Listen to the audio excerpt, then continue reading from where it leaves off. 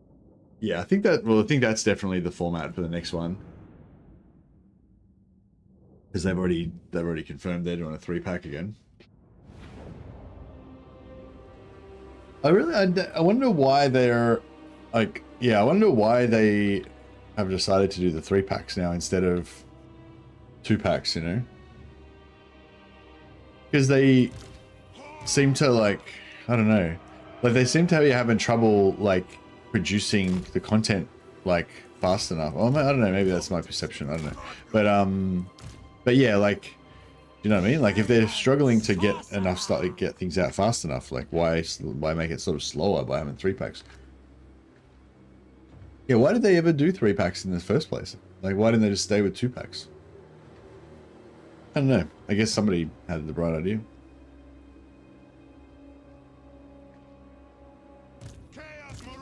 Yeah, so I was sort of thinking, I wonder if we could just kill their entire army with just one unit of berserkers. Might be a bit too much to ask, but we can give it a try.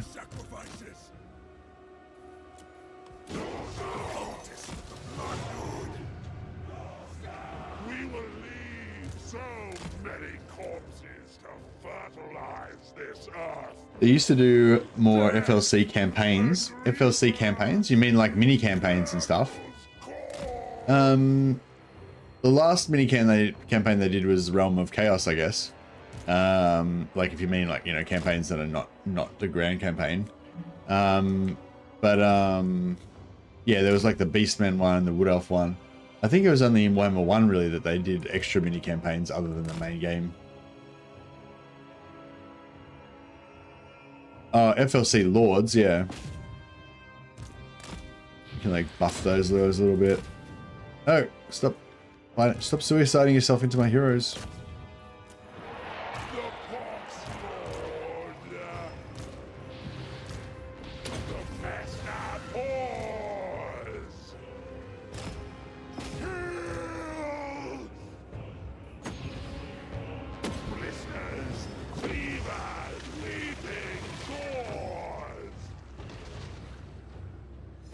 No, my other berserkers are gonna have to fight. Run away.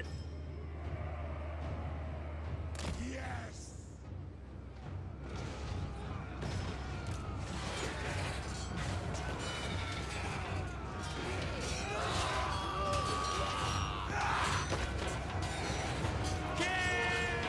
I'm chopping them up pretty good. I've seen victory.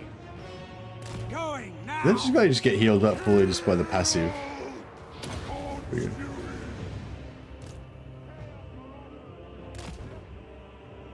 There's only 2 legendary lords for each. Yeah, I know that sucks. I'm hoping that I brought that up with like in with the devs again recently, just to see if there was any movement about them getting another free LC Lord for Zeech. I kind of reckon they will get a free. I kind of reckon Zeech will get a free LC Lord eventually, because people will just keep asking for it until eventually they do it. I hope, maybe. Who knows? Your will. So be it. Grandfather Nurgle's favorite. I go forth. Kill the Southerners. Now is our time. Oh, they didn't get a charge. They just kind of walked in. The Dark Gods command. I'm just going to run them in so they all just get into combat. Just going to push in, and then now we'll attack, and then they're sort of, at least they're closer.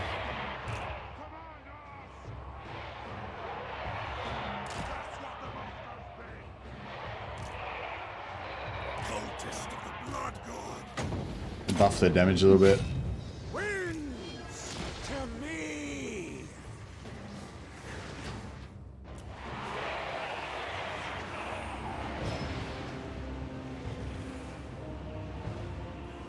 On demands.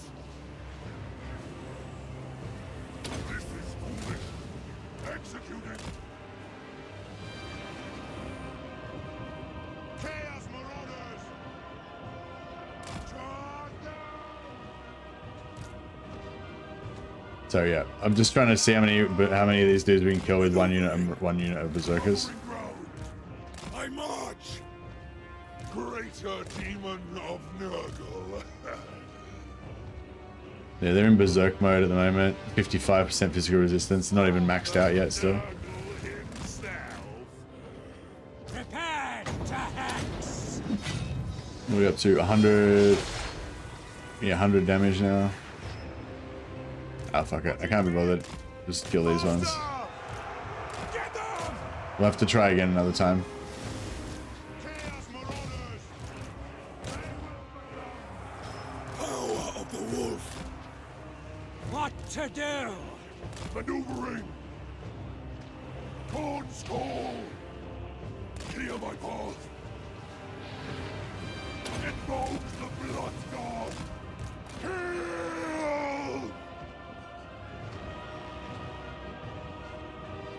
I serve the X-Father. 513 kills so far. We had a previous battle where they killed, where one unit of berserkers killed like 800 dudes. I hope the item ancillary rework doesn't completely gut the good items. Potion of healing becoming a blue item and nerfed. Yeah. Yeah, I think they said that they're going to try not to do that. Actually, yeah, because they mentioned the ancillary rework again the other day, and I thought they were talking about followers. I think they tricked me again, because every time they talk about ancillaries, you know, you think they're talking about followers, ancillary followers, but they're actually talking about magic items. And then, like, I thought that they'd kind of recognized that and thought, oh yeah, we better just talk about ancillaries as a separate thing, from not use that terminology and just use items. But then they just called it ancillaries again. But did they? Yeah, I don't know. I don't know if I just tricked myself by just thinking they meant like followers, or if they actually said something indicating that they're actually talking about followers. But yeah, they're talking about items though, right? Last time they were talking about items, so I assume they're still talking about items. Yeah, it must be items still. Yeah, banners still count as items, but yeah, then there's the follower ancillaries as well.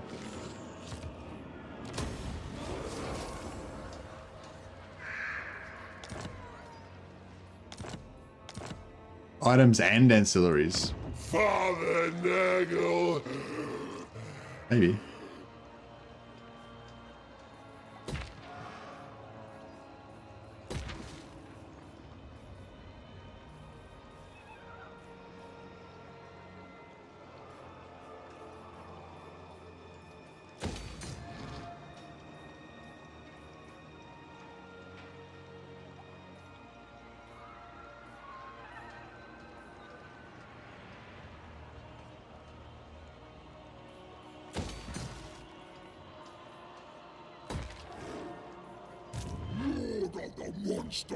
The Throganator. Not sure what we've really got over here. We don't really care about holding Drakenhof particularly, so there's no point worrying about that. We are coming down through here to try and take out the Skaven. That's probably where Throg's headed. Wait, where was Throg again? There he is. I hate my enemies. Yeah, I think he's heading down here to beat up the Skaven. Is it possible to get Nurgle war shrines through allied recruitment? I guess so. From Nurgle? Like if you ally with Nurgle, you'd be able to get them, wouldn't you? If he builds them. Thought you'd never ask. But they're like, aren't they like tier 4 or something? Tier 5? So you'd be probably, I mean, if you were going to build your strat around getting them, it'd probably, you'd be fucking around for a long time. It's not like he's going to pop them out on turn 10 or something. Battle is foreseen. The only the only allied recruitment units I really like to rely on is like Warriors of Chaos, because you can just force it yourself. You can just build the outpost up to tier 3, and then you can just recruit chosen and fucking whatever you want.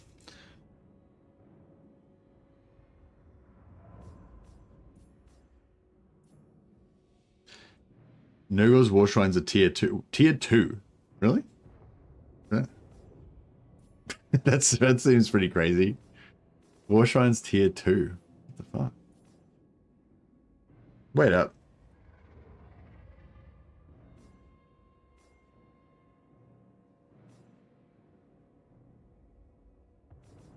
Nah, that doesn't sound right. You can maybe build the building at tier 2, but it wouldn't be able to cycle up to the top tier stuff. Are you sure that they can cycle up to the War Shrine on a tier 2? Yeah, stealing a cultist hero and then just getting the War Shrine mount, that's a good idea, yeah, that'd be easier.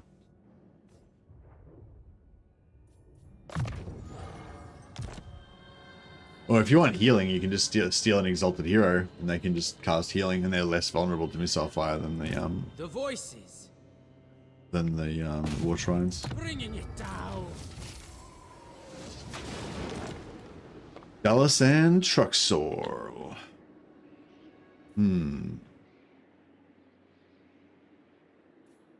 Yeah, I was gonna try and take this out, but I don't know if I want to fuck with this now. Lord of Bortonia. I think I want to bring over my berserkers and try them out on this.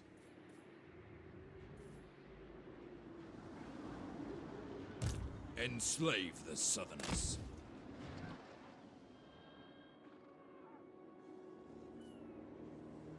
Slaughter the sheep.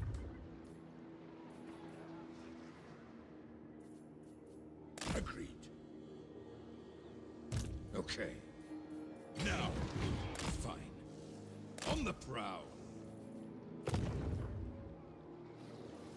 Yeah, I'll bring him up here. I'll bring him in with don't need this guy anymore.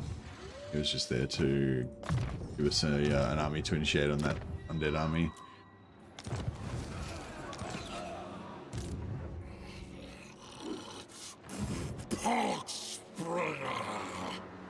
Yeah, but they're tier 1, are they? Yeah, but it's the way that Nurgle buildings work is it doesn't matter what tier you can build the building at, because they're capped at for the tier for when they cycle. So even though you might be able to build it on tier 1, you won't be able to cycle to the top tier stuff. So it's not really a tier 1.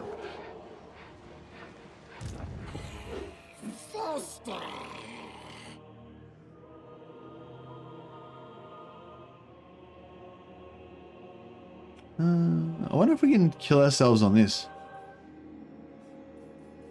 Try. Go!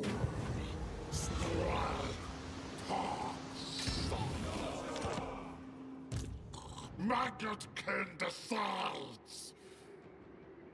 Tier 1 gives you Chaos War Shrines and tier 2 gives you 2 Chaos War. Okay, well, cool, whatever. But anyway, my point is, like, yeah, if you're trying to get Chaos War Shrines from a Nurgle ally, it's like, yes, you can get them, but no, I would not rely on getting them anytime soon. You know, you might spend your whole campaign waiting for them to for him to build the building and shit, and he might just never build it, you know. Too far for demons.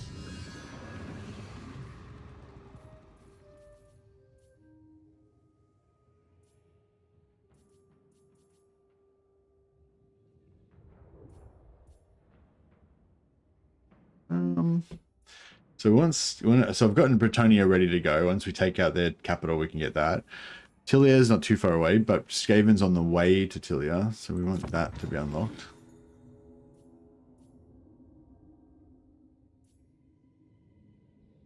Income from all, oh shit, income from all buildings plus 50%, that's crazy. Should we, I don't know if we should we go after Karazakarak? If we go after Karazakarak though, that's...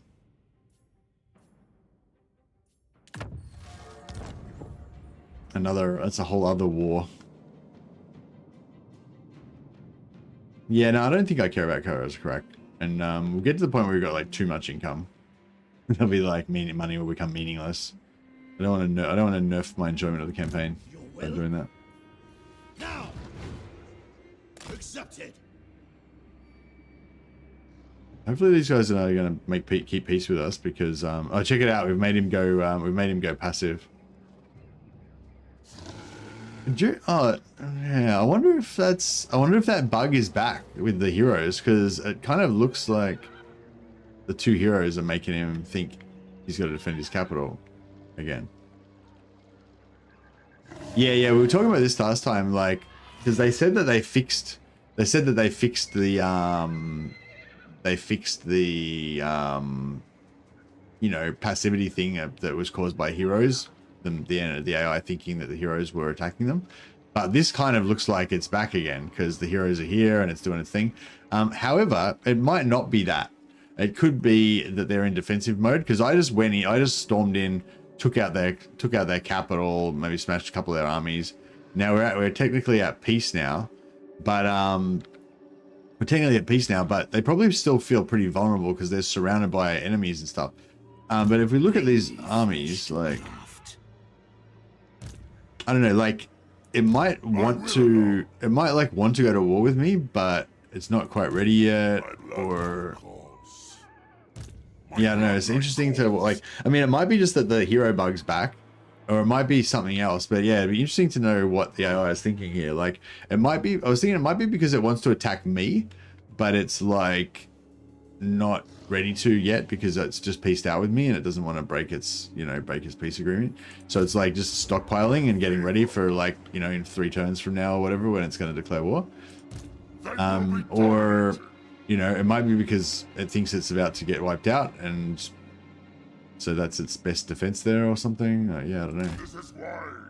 But yeah, there's definitely some weird behavior still going on there, it seems like. Guide the tribe. Might be CA's classic of fixing something 3 times before they get it right, like Tyrion's Sunfang Quest. Yeah, no, they keep like announcing they fixed it, but then it's just like not fixed. Yeah, that happens sometimes. I wonder what went on with that. I wonder if it was because they fixed it. Yeah, it's probably like they fixed it on one version, and but then they ended up running it, like working off a different tree, you know, and then they were fixing something else, and then they forgot to put that back into the tree that they were on, or something like that. Maybe could have been. I don't know. Who knows? Mystery. Turn it to rubble. Yeah, I think this is, I don't know if this is like backfired on me, but like my mission, one of my plans in this campaign was to get just so many shamans just everywhere on the map, just stealing technology. I've got like 20 plus, yeah, I've got 25 shamans, like almost every single one of them is on the map stealing technology as well. Like I'm only using like 2 or 3 of them as actual, I'm only using 2 or 3 of them as actual battle heroes, and yeah, which is cool because we've been able to unlock the technologies really fast. But in terms of campaign fatigue, like every single turn I have to go through like 20 different dudes and steal technology with them all. It's I don't know, I mean, I kind of find it satisfying in a way, but in terms of like the storyline of the campaign, it's a little bit, you know, it makes it a little bit more disjointed because it's like, you know, you might be like moving some armies, getting ready to attack on a border or something, and then you end turn, and then next turn you don't go back and keep moving that army on the border. You go and like move all your 20 shamans, forget what you're doing. This is why I don't like running. This is kind of what I was saying the other day about how I don't really like running dual starts, like where you have 2 different sets of territory, because you like in terms of that sort of story that you're creating, you're like, oh yes, I'm going to move this guy here, I'm going to come and pincer in there, and then next turn you don't continue on there, then you go back to the other side, forget about everything that's going here, get back into the other side, do all that, then you come back over here, do all that, the next turn you forget about that, go back to the other side, you know, it just like fucks up the whole, like, it just makes it not as good basically, I reckon. So the only good thing about it is it makes the game a little bit harder and more challenging or whatever. Oh yeah, we figured out that when they get wounded, they still keep their technology. They still keep giving their technology bonus even while they're wounded. So as long as you can stack up like at least 5 turns of bonus technology, it doesn't really matter if they get wounded because they just keep giving it even while they're out. We're up to 628% now, or 628 research points. What would have been 628% in the old system. You can see we've currently got 3.7 turns of research already done, like ready to just go into whatever we research next. Pretty cool. Thaik has sort of an Ogre Kingdom settlements. Yeah, no, I don't really need that. Skaven the next one? Yeah, so I was thinking about doing dwarfs, but then I'm like, nah, I might just leave the dwarfs and not even worry about it. Go for them. Hero success chance, that would have been good to get earlier. We got to get more, steal more technology.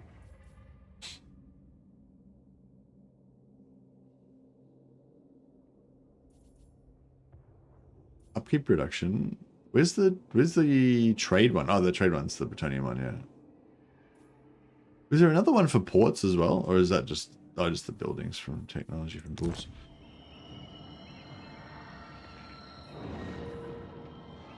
The critical failure rate of heroes is, yeah, no, it's like not remotely what it says it is. Doesn't seem to be anyway.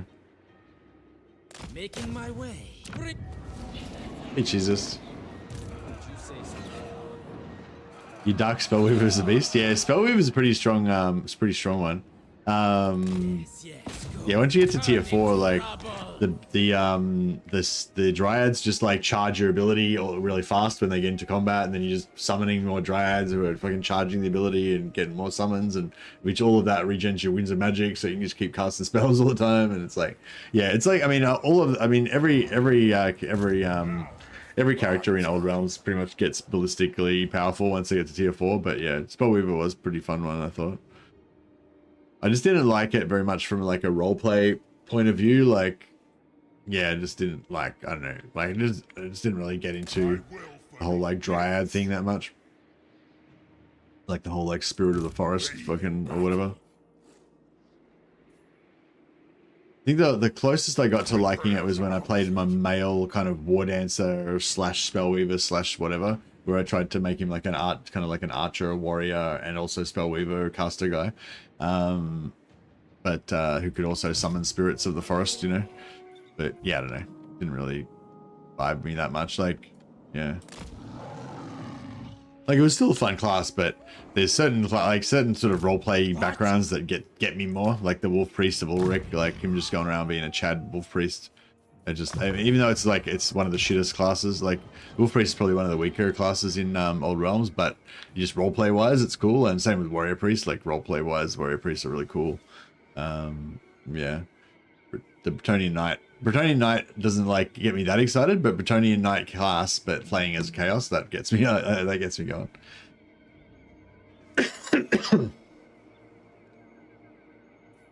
Mercy's agent action is 90% fail rate plus 95% critical whip failure rate. That's right.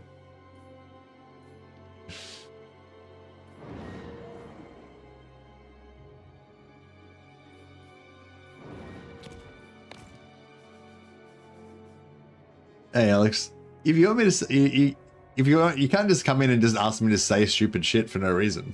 Like if you're like, even if it was even like a super chat, like maybe. But you know what I mean? You guys like randomly say, hey, just say stupid stuff to make yourself look like an idiot. Like, well, why would I do? I don't get what my incentive is there.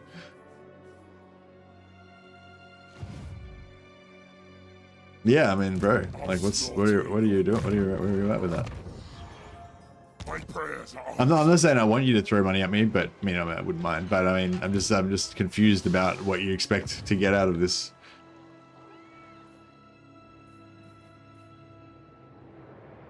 Why don't you just come in and tell me to put a sock on my head or some shit?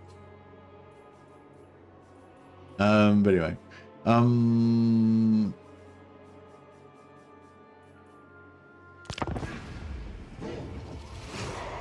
Arrow of Kurnos does so little damage, I don't know how to increase it. I think you're supposed to like get on the side and try to shoot it sideways through it. I think the Arrow of Kurnos is good because it penetrates, through units. So if you get on the side of a unit, I don't really use it, but other people seem to think it's amazing or some shit. But yeah, you get on the side of a unit and like shoot it sideways through the infantry. I think that's. Oh wait, you're talking about. Wait, are you talking about? Fuck, oh, you're confusing me now, son. Are you talking about Warhammer or are you talking about Old Realms? Take my money. Thank you, Dallas. I will take that money. I'll just put that in my wallet. Cheers. Nah, thanks a lot, man. That's super generous of you. Do you want me to put a sock on my head or sing a funny song? Who are we at war with? Alithana. Oh shit. I was like, yeah, I'm not really afraid of anyone, although at the moment I'm kind of afraid of him because he's right next to all my armies and he can kill me. So this is gonna suck. Yep. Thanks so much, Dallas. You're awesome. I'll put you on the roll of glory here. Huzzah. I don't think you've got a hero in this campaign. Maybe you do. I'm not sure.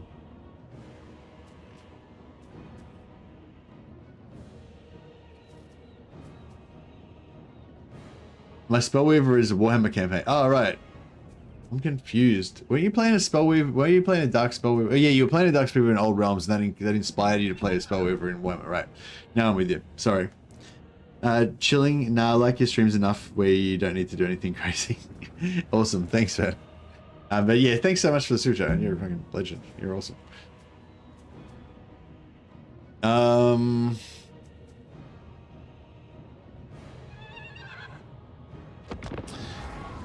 don't know if we should try and retreat out of this, or whether we should try and fight it out, or just like straight away run away, or what.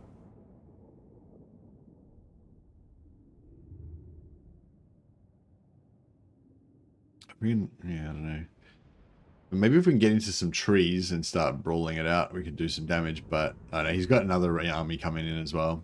All right, we'll try and just retreat straight away. We'll probably lose half this army, and then everyone will die on the next turn. But such is life. To the death! Well, I think we might have screwed up here. I mean, I guess I just didn't care enough to bother. I mean, I kind of suspected that he might declare war on me because I'm really vulnerable to him right now. But I just didn't care enough to, you know, worry about it. Yeah, fuck yes. This is what I'm thinking. I kind of feel like this is, yeah. Although I'm still interested in all of the other activities, like I was saying, like unlocking all those technologies, getting our berserkers up to maxed out and stuff like that. It's just because there's no fear anymore. Like I just don't really care anymore. Like, you know. So I feel like yeah, we might have squeezed all the juice out of this campaign, I think. Like even now that this, like Alithanar's probably going to wipe out all 3 of my armies here and just completely fuck up the entire western part of my campaigns, and I just still don't care. Like I'll just fucking raise a bunch of new armies and just keep smashing them into him until he dies. Like, you know, like I'm not even interested in trying to do it in a clever way or anything, you know. So yeah, I feel like I might have this campaign might be done, I think.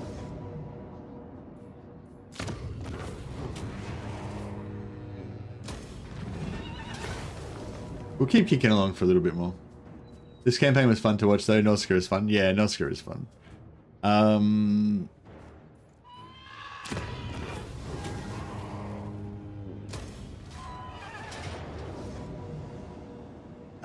No, how perfect is this? All my armies like won the battles that they won, and then the one army that I wanted to try to suicide so that I could steal their heroes, that one, and she's there in Force March specifically to make sure that they die. That one actually works. And then because this happens over the end turn, those heroes will be immediately available. Like as soon as the end turn ends, these guys will be popped back in again, like just around here somewhere. Oh shit. Now we're in trouble.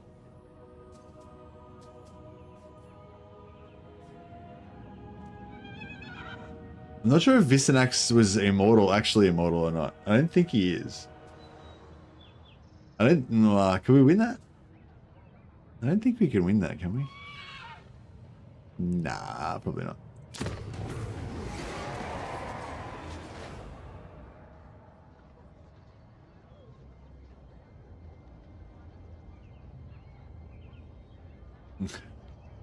It's like, just to celebrate Dallas's super chat, I'll just immediately end the stream. It's like, sweet, got your money, I'm out of here now. Nah, well, we won't be ending though. If I do, I don't know, we'll keep going for a bit, but yeah. If we end this stream, we'll, I'll play some Bannerlord after this anyway, so.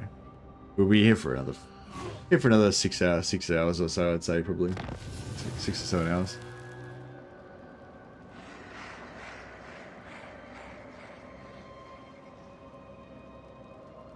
Oh, Alithanar assassinated my hero. Did he just murder one of my dudes? What the fuck? A certainty. Ninja on the Giant Slayer. Oh, he was level... No, he's not. He's fine. Visanax the Immortal, level 20. Suck it. Suck it, dickheads. So Visanax actually became immortal during that turn from bashing those first dudes. So then when they wiped him, it was too bad because he was already immortal. Suck dick.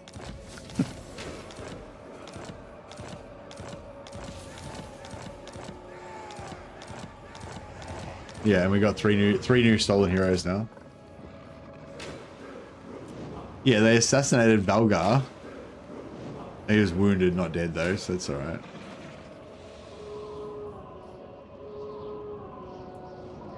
Yeah, he's very wounded. Look at that. He just made it. He just made it. This is the second time Vistanex almost... Well, he died once and then we brought him back to life.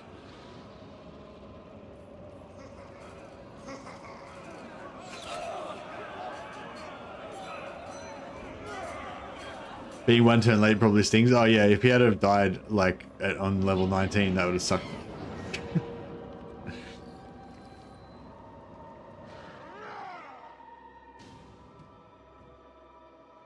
Despoil and ravage.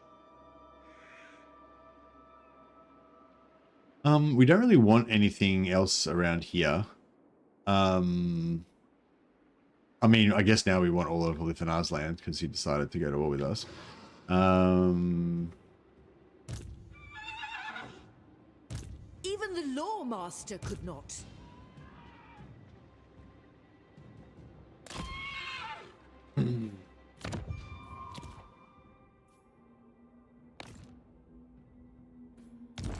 Rob him of everything he owns. That sounds like a plan. These are all our all of our Dark Elf heroes coming in.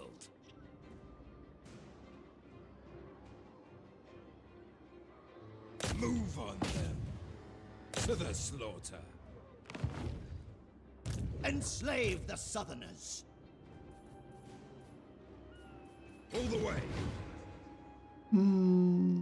Yeah, no, he's not.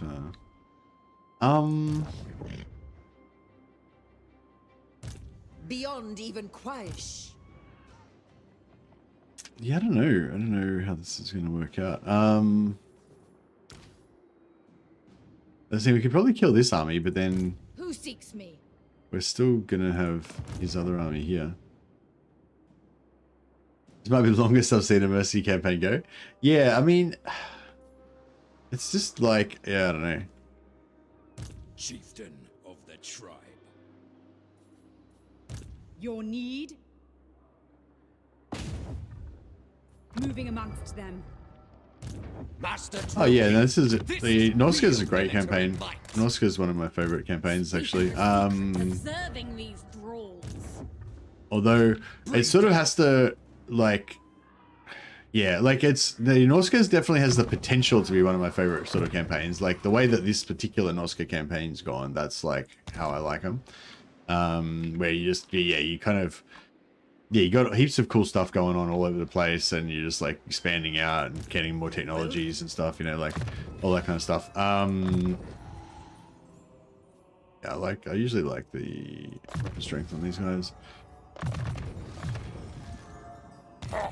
The slaughter begins. But yeah, like it depends, like if you, I don't know, it depends what you do with the Norska campaign, I guess, as to how fun it's going to be. Like if you decide to like try to sort of play normal Norska, I guess you might call it, like where you basically confederate all of Norska, then use Norska as your base, your kind of core lands, and then expand out from Norska.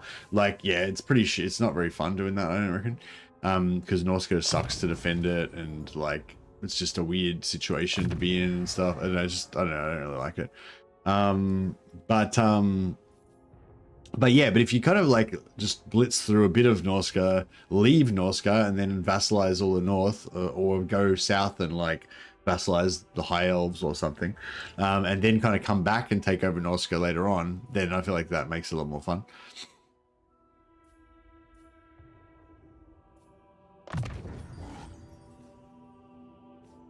I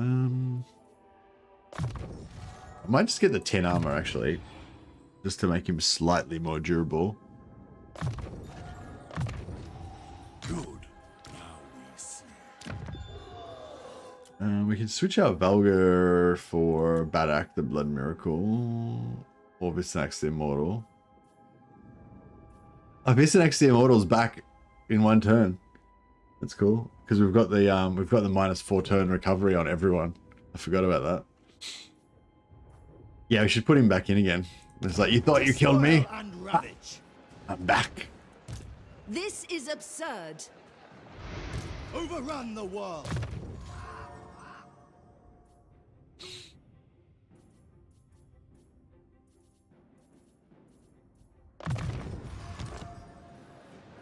What? Alright, we'll give this guy a healing potion because he's pretty banged up.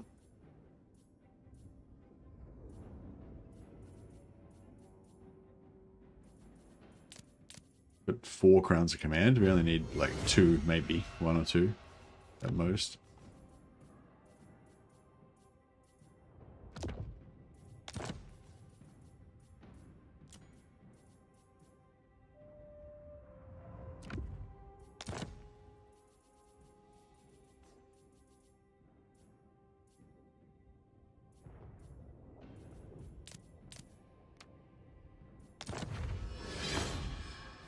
Flaming Axe of Cormac.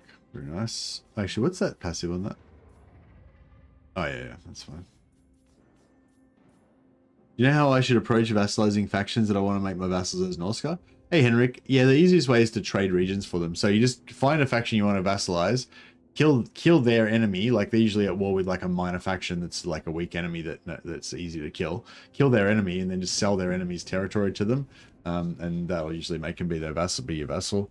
Or you might have to like give them some gifts or sell them some territory first to get them to like you, and then wait until their relations goes up to 50, and then they might be more willing to vassalize. If not, then you trade them. Once they go to 50 and get that bonus, then you trade them a region to make them vassalize you, or you make them go to 150 so they get like the best friend kind of bonus, and then you trade them a region to make them vassalize you.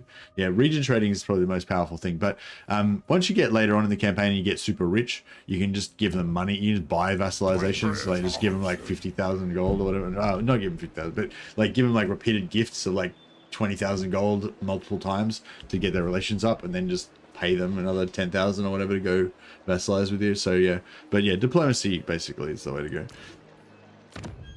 This guy's on a war shrine. We'll get off that. Oh, here we go. This guy's only got the war shrine and no other mounts.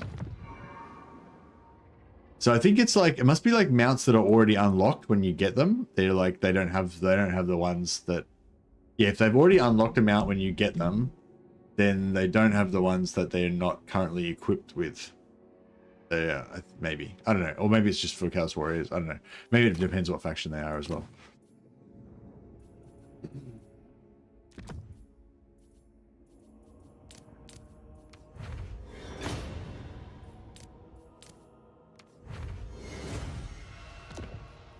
Another potion of healing. Fast sight and full hardiness we don't need. I don't really use blast. I don't know. Blast is another one like Kurnos, like Arrow of Kurnos that I don't really. This campaign was fun to watch though. Norska is fun. If you play like Norskins and pillage everywhere, Norska is fun. Yeah, that's it. Just like rampaging around and stuff is pretty fun. I like to have like a core area where like I like to have a core area that I can think of as my homeland. In this case, it is now Norska. But yeah, Norska like Norska is cool if you own everything around Norska, so that there's no like it can't be attacked. But if you're in Norska and then all around you is enemies, then Norska is not very cool. Keep one pigeon plucker because it's not, you know. Sometimes we might go up against a whole army of dragons or some shit. It'd be good to have some anti-flying in that scenario. The gods.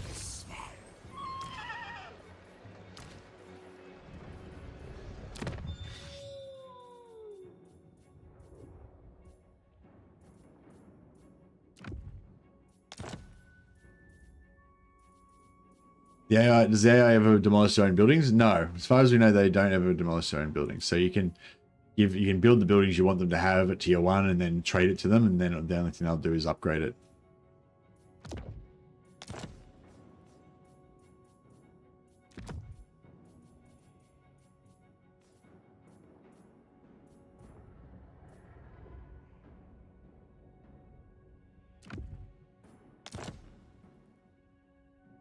I have 100% seen the AI demolish buildings I gave them, says Zealous. Okay, I was literally about to say no one's ever witnessed them demolishing a building so far that I know of. But there you go. Now we know. Now we know that somebody has. Do the other factions' buildings translate to Nurgle buildings? Nah, I don't think so.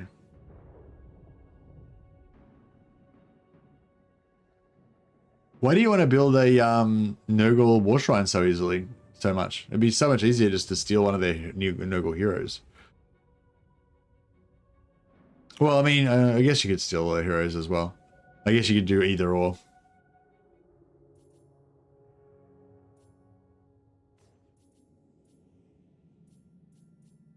Also, Nurgle and Zeech don't like each other, so it's law breaking.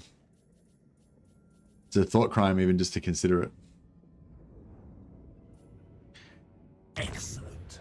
Stealing heroes is too cheesy, but building a settlement to make sure that they do the thing that you want, and then trading it to them to force them to recruit the item that you this thing that you want. How is that like less cheesy? That's even more fucked up.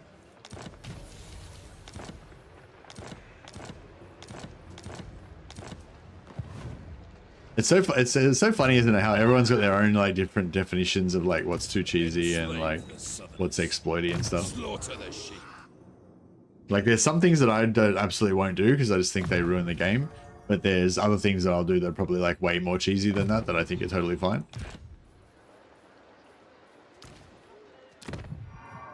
I've got fuck, all these heroes need gear and shit. I can't even be bothered equipping them properly because there's just too many dudes.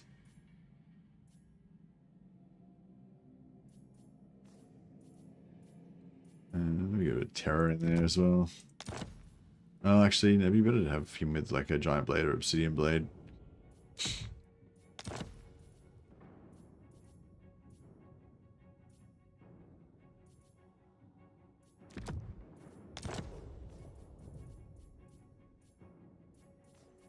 A bunch of talismans to give frenzy.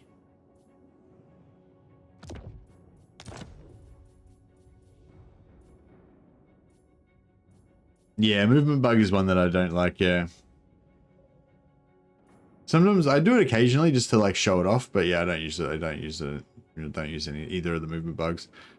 Especially the one that Malice Darkblade campaign, the one Legend did where you actually save the game and exit the game till you do it. Like that's just like not only is it cheesy as fuck, but it's also just like, you know, really immersion breaking to like actually leave the game and stuff. But even just the normal, even just the instant recruitment one, I don't do either because it's just, yeah, it's just like, yeah, I don't know. Don't dig it.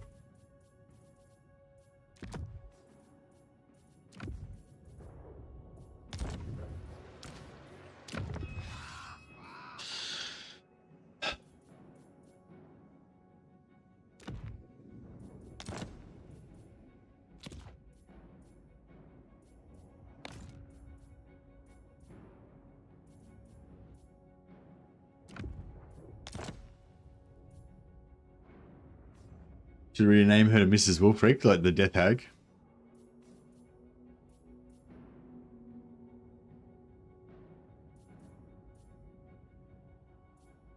Man, I kind of want to play, what do you call it? Mordheim as well, but I'm trying to think of a good new campaign idea to get into it with. I was really liking the DIE rules where we had like no top-down map and all that kind of stuff, but people were complaining it was too slow and yeah.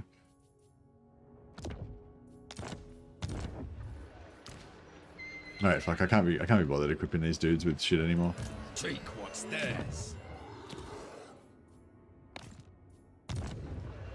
I cannot rewrite reality.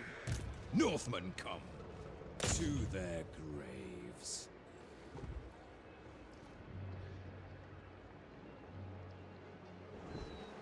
Take what's theirs. Speak. Laying to waste. True savagery.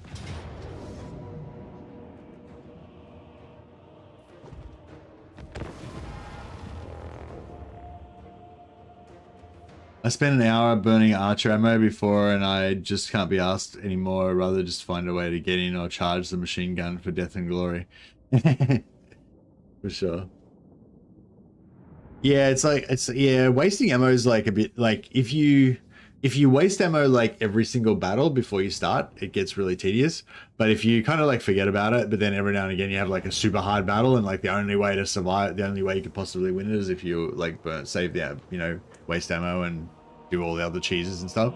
Then I feel like they feel a lot more, yeah, Yeah, I feel like I feel like using some cheeses like because you absolutely have to, you know, to survive, kind of feels better. Whereas using cheeses like constantly every turn just to slightly increase your efficiency feels really kind of boring and shit. Just as a general rule, not to say I wouldn't do it. I'm just saying like it just in terms of just evaluating the amount of dopamine you get from it or whatever. It's yeah, doing it when you really need to in emergencies more of a better, it's a better hit.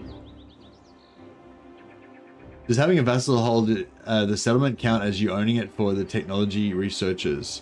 I don't know, don't remember. I don't think so. I'll have to check it when I get out. It does count for victory conditions for most factions though.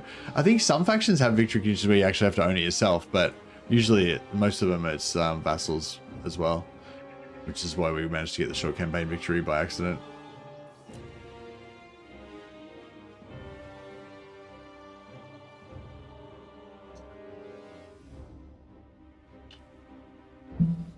Oh no, maybe it's just that you have to occupy it, but you don't have to hold it.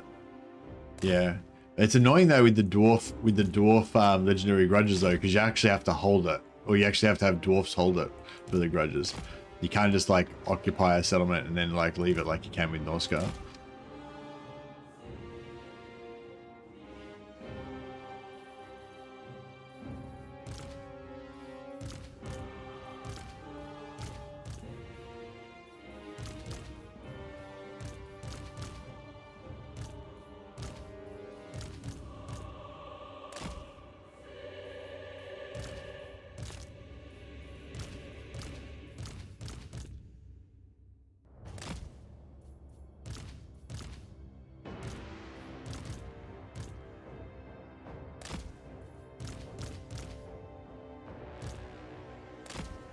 Hey, trust this. Welcome.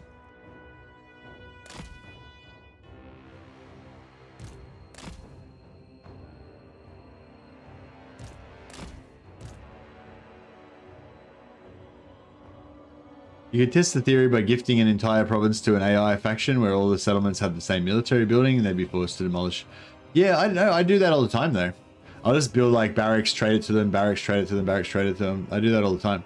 Although to be fair, I haven't kept records of, you know, every settlement and actually checked that they never, like, I've never noticed them just demolishing them, and I've like come back and seen them still having the buildings that I built there numerous times, but I haven't like rigorously tested it to make sure. But I'll probably pay more attention now. I mean, now that Xylos reckons he's definitely seen it, I'll pay more attention.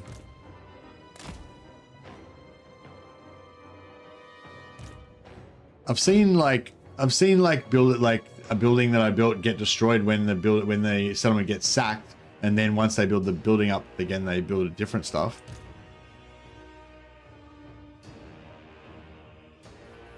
This guy's still regenerating. No, he's not. Oh, that guy's no, that guy's not a lord. These guys are all healed up though.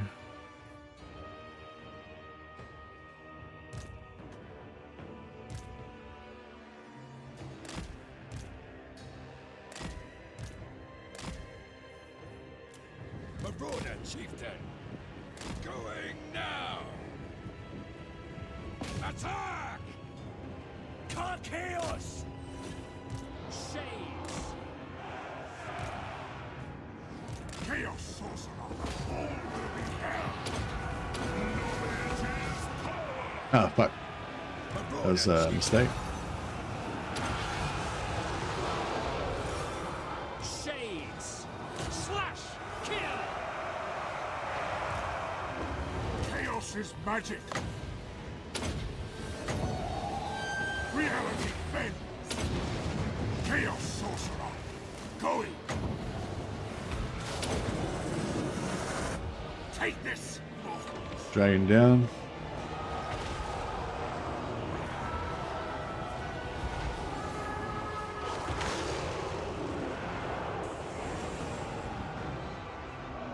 Does Daniel ever build Nurgle city's buildings? I forget. I don't know. I've got him as vassal now. We can check him out. Nagarothi! What? Charge them! Understood. Carnage awaits! Guard! Get them! Guards on!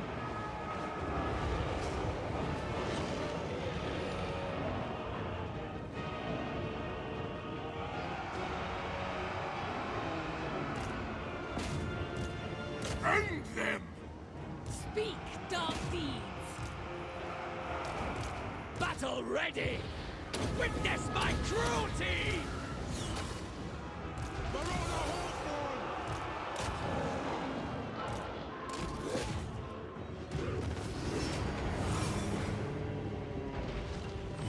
Born to fight! All right, these guys have run away already, Love them! That's what the so they're This world will die! everything's here is gonna die anyway. So try and run it down. Excuse me. Hero will chaos!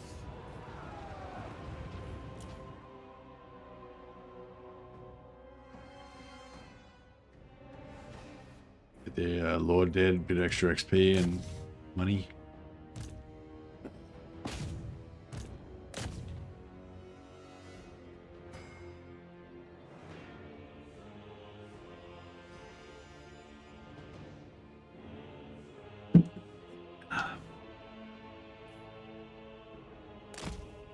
All right.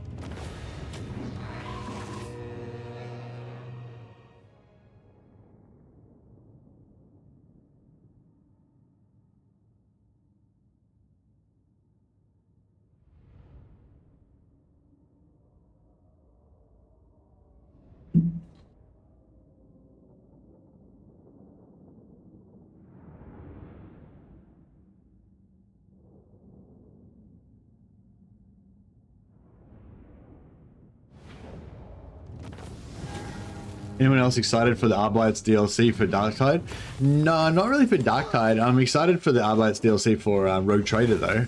I'm trying to get a copy of that. I mean, I think I'm going to get a copy of that from Games Planet. Shout out to Games Planet. If you guys want to check out Games Planet for some, you know, discounts or whatever, go and check them out.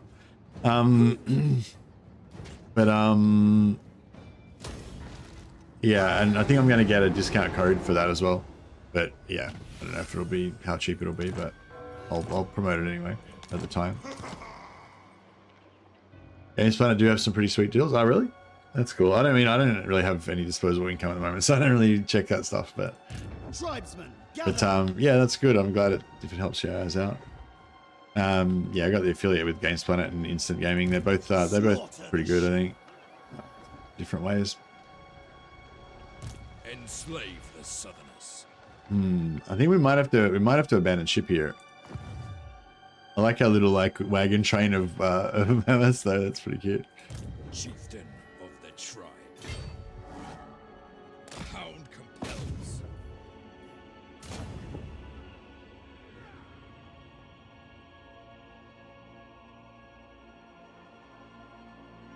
Despoil and ravage.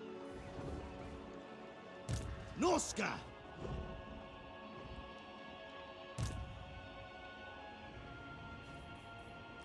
Supreme Sorceress of Grond. I'll just grab her army there because it was handy. Tribal fury. Northmen come. It's done. In agreement.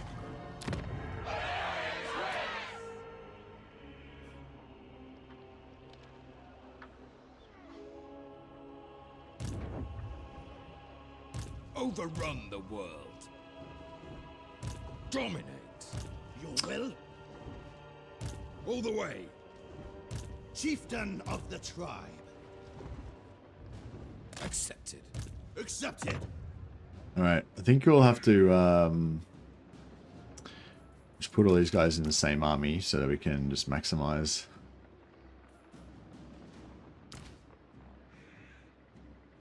Because he's going to ambush us and separate these guys. Vistanax the Immortal's immortal, so he can't kill him. Enslave the Southerners.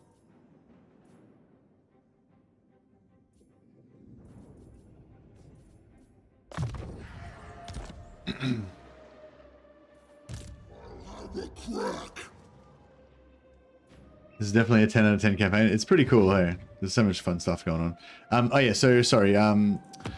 So Nurgle there. So Nurgle from Daniel.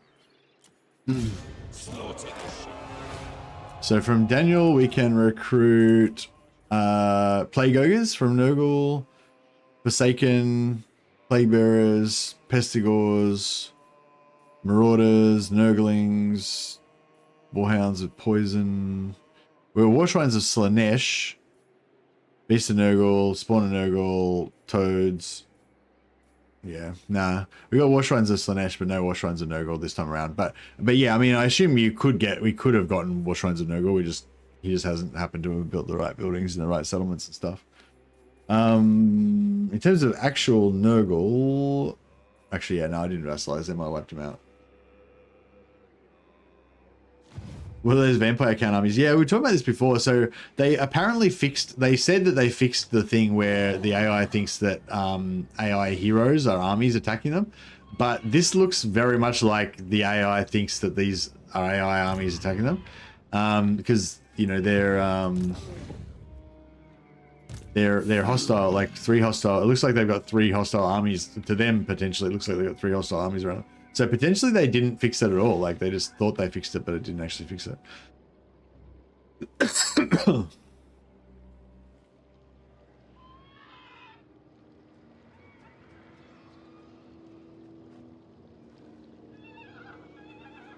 yeah, I don't know.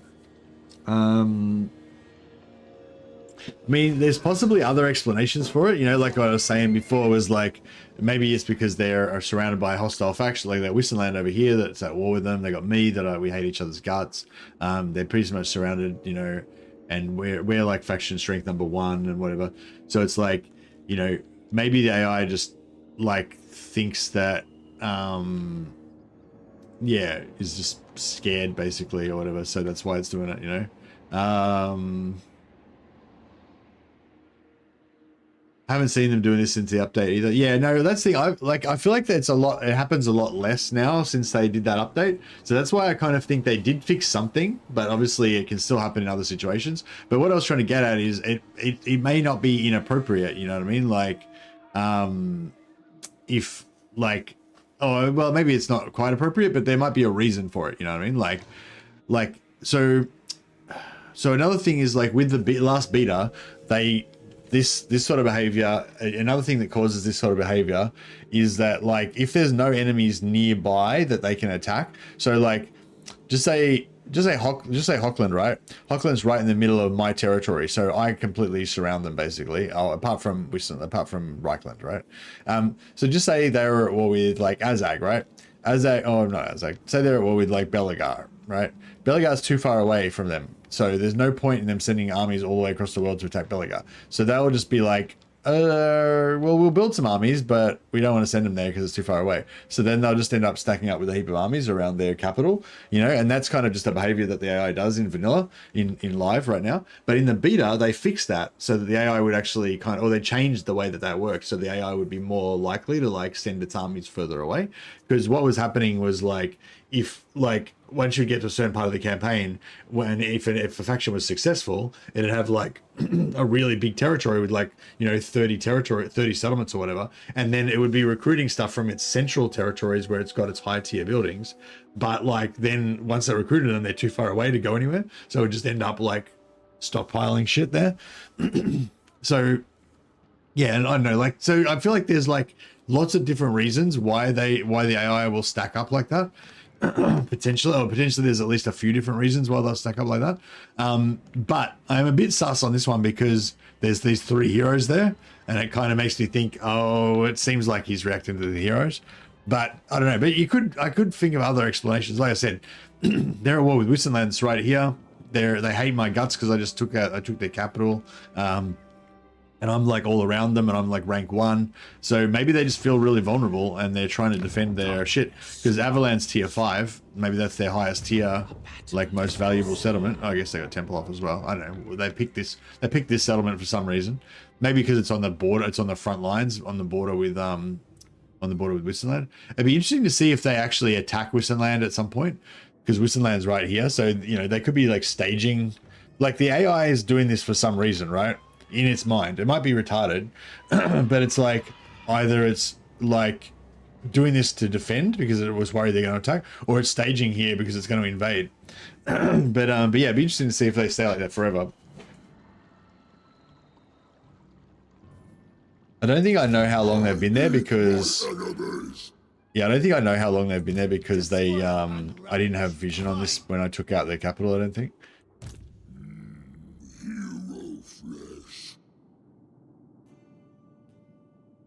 I should probably start moving together because we're probably going to get jumped at some point. Don't know if you remember, but a while ago they patched the AI to have their own campaign objectives. I feel like that's when this nonsense started happening. Yeah, I kind of feel like I do vaguely remember something like that. Like, yeah. I wish we knew, yeah, do you know where, don't suppose you remember which blog that was from that they talked about that. That'd be interesting to go back and actually read what they said about that to see whether it, like, makes any sense or whatever. The slaughter begins. My prayers are answered. I will, for your gifts. A battle is foreseen. Sabotage! Oh, here we go. It's like 3 armies plus a settlement. Perfect for our berserkers to chew through millions of dudes. Millions of dudes.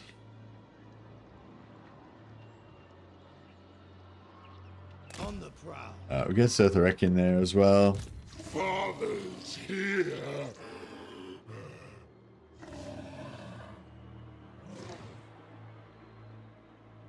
I'll make you rot. Alright, now if he attacks that, if he takes the settlement, that'll pull in Burble Smoke and all of these armies, so we'll be able to wipe everything out in one go. Plus, Chieftain Surtharek will get a bunch of XP. Hopefully go up a level.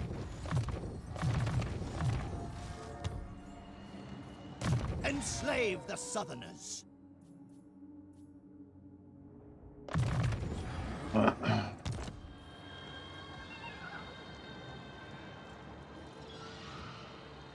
Astreltsi currently a viable unit. Yeah, I think. Well, I mean, I don't really play with them much, but yeah, I think plenty of people like them.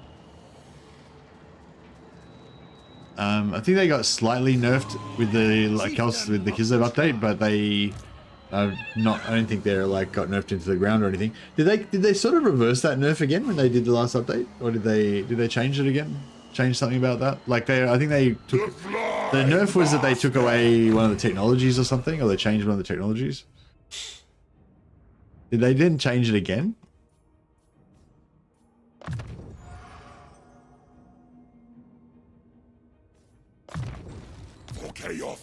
Anthony's got a favorite category, a favorite thing at the moment, which is getting a Streltsy front line, or sort of a Streltsy front line, and then getting allied recruitment. Oh yeah, there's Anthony. Yeah, Ice Guard in the back to slow them down and plink away. Streltsy front line to shoot them, and then dwarf shotguns in front of the Streltsy, so that Streltsy can shoot over the top, and the shotguns can knock them back. It's an axe and a rifle. How could you not love that? Yeah, indeed.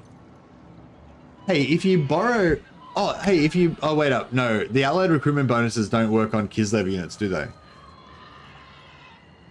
The allied units bonuses from Kislev's boons don't work on actual Kislev units from allies, do they? That'd be cool. You could get 25%. You get 25% increased Streltsy rate of fire if it did. That'd be fun. All right, we'll fight this one just so we can see how many kills we can get on our berserkers. I think it will be many. My voice, yeah, my voice is always struggling. I do a lot of talking.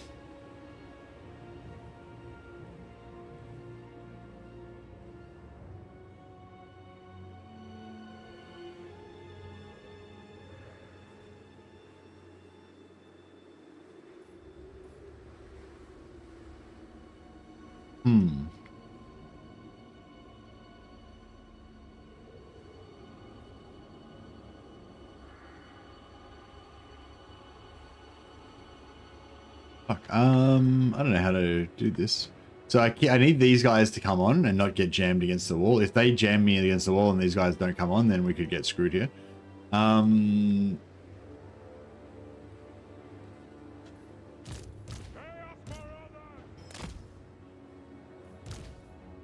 there any of these trees like actually fucking trees? I hate it when there's like trees everywhere and they're not like actually trees. That's super annoying.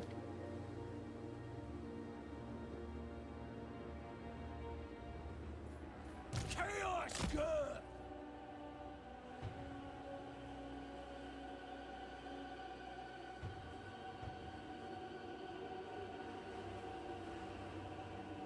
Yeah, I might have screwed up a little bit here.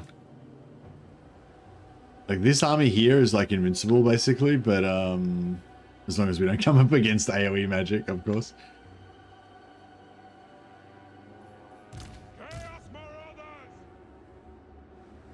Alright, fuck it. We're just...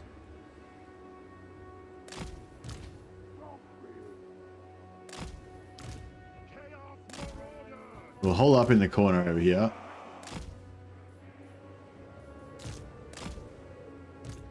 Shields up! Born to fight!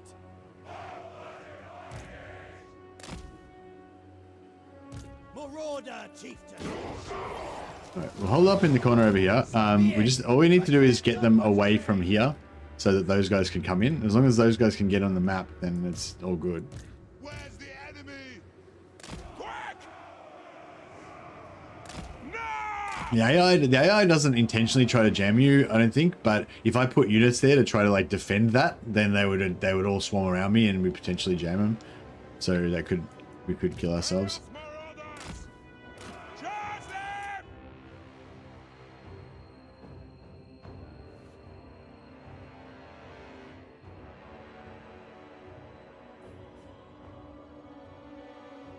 All right.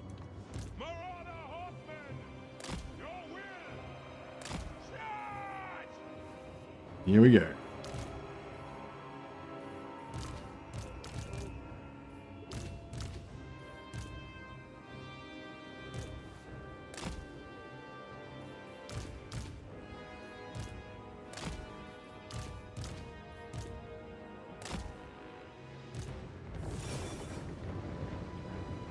Berserker!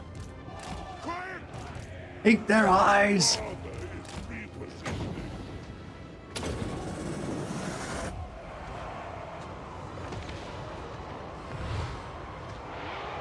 Harbinger of rot! That's what the masters speak! Charge! Your will! Charge on! Exalted hero of war! Clear my path!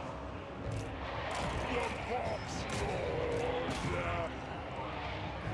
Lord! Off their combat abilities.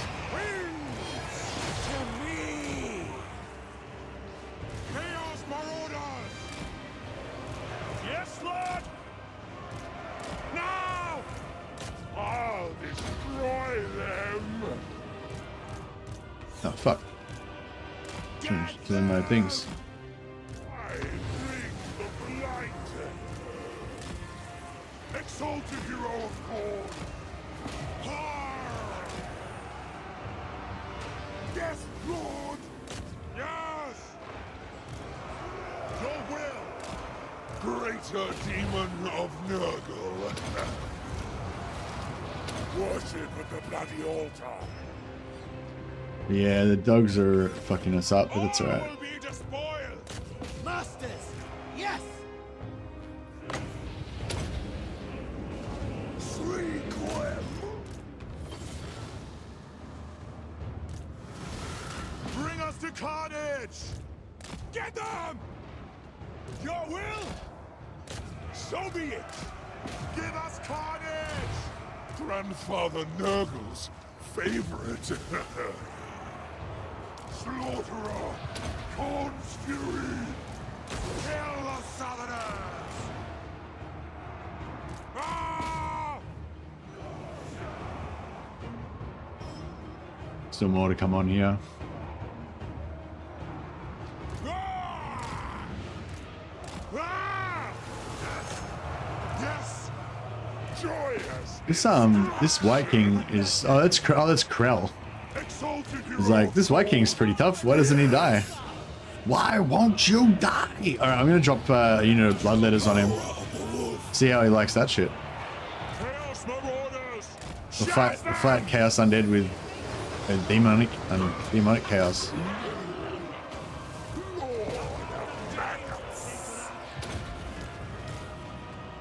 This is foolish. Yes! They will succumb! Faster! Harbinger of rot! Kill the Southerners! Blood! Ready to murder.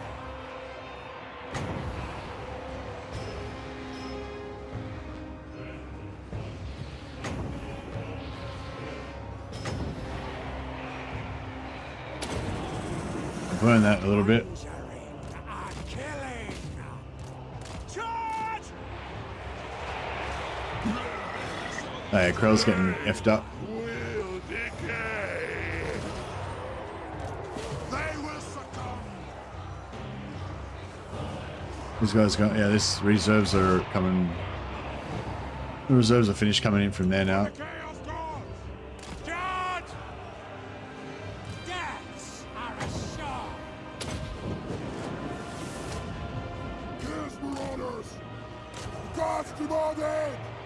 Nurgle's mightiest child! Right, I'm trying to get these guys to come around the back and just finish this shot off quicker. Chaos Marauders! To the slaughter! Berserkers love this shit. Just grinding it out, just brawling. No, just a big line of killing. No flanking or anything. Just grind your way through the entire thing. I mean, they like flanking even more, obviously, but My God's call! Awesome! Quick! Chaos Marauders! where's this one? 86 melee attack, 100 weapon strength. They will succumb!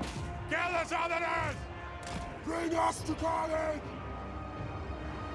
Father to festering children. Let's just buff everyone's melee damage here a little bit. Get these guys to chew this faster. The master's puppet. Kill them all! This is our time. Let's get a greater demon present for Kemla. Sacrifice.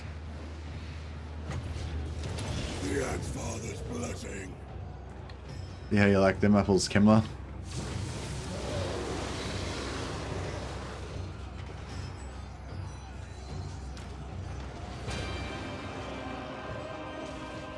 Wait up, where is he? Oh. My greater demon of corn didn't appear. He like, it just didn't work. That's weird. Chaos Marauders! Was it because we had too many units on the field or something? I don't know what happened there. Feel a little bit ripped off. This one's good. Oh, but the fire. Oh, no. Oh yeah, we copped a little bit of burn damage there, but that's not too bad. Going now.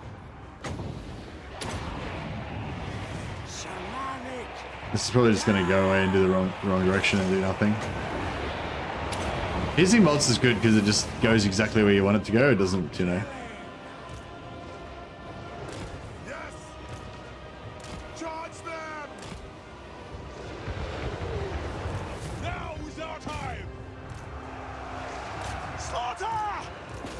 what the master's been.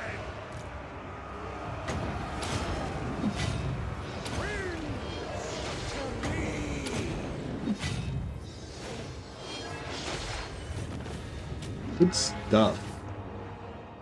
That's what it's all about. You have a great unclean one, so the Cornate Demon was like, oh hell nah. Corn and Nurgle don't hate each other too much, I don't think. I mean, they're rivals. They're not like, you know, best friends or anything, but yeah, they're not like, it's not like Corn and Slaanesh that hate each other's guts.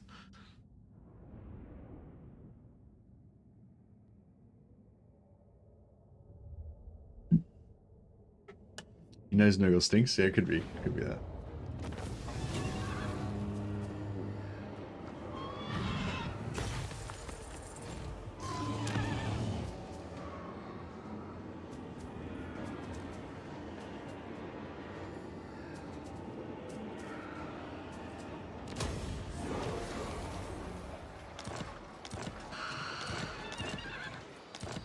Would have been nice to get the magic resist on Burble Smoke, but yeah, I didn't think about it until too late.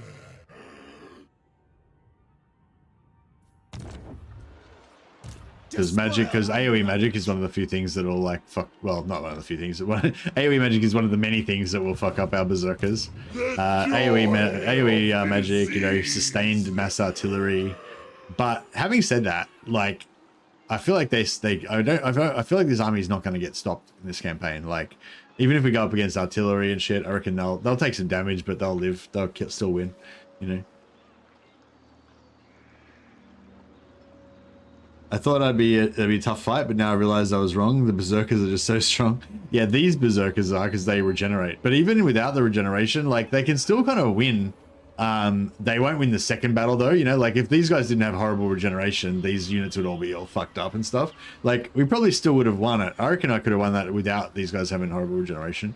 But yeah, these guys would all be fucked up. And then the next battle, if they had 2 battles in the same turn, then it wouldn't be too good.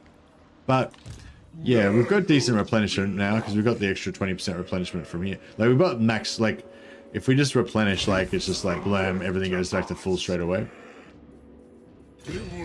But yeah, but anyway, they're pretty good. The other thing is they're cheap, right? I've got like 20 million armies. Somebody got 11 armies, so 40% increase. Yeah, so they only cost like 160 gold each or whatever they cost, you know. So they're pretty cheap as well for they punch right above their weight. Burble Smoke makes everything in his army have horrible regeneration. But yeah, but this particular army of berserkers are like ridiculously strong because they've got the horrible regeneration. But even without that, they're still pretty good, I reckon. It's all for grandfather.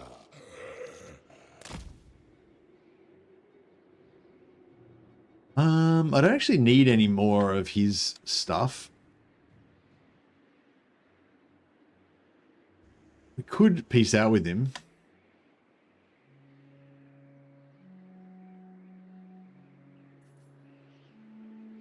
Is there anything else you can do to buff the berserkers? Yeah, we're still they're not maxed out. Yeah, we're still buffing them up more. We've got to build furs here. That's another 5% weapon strength, 2 extra melee attack. We probably can get another 2, maybe 1 or 2 more furs on top of that. There's one in Ulth that we want to take, and I think there was maybe one other one. That's another 10% weapon strength there, or 15 including this one. There's another 15% weapon strength in the tech tree that we can get from Awakening. Actually, maybe we should send. I was kind of just gonna like move down here like slowly over time, but like maybe we should send a detachment down just to take out Hexoatl and take out the Awakening.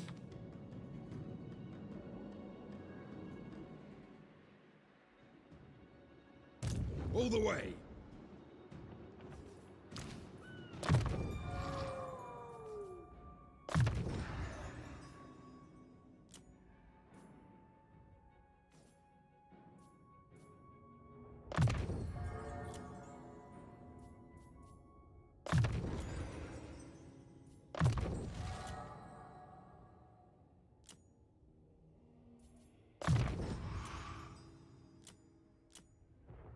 Yeah, playing the berserkers like this is making me want to play Hellebron and do the Witch Elf thing as well.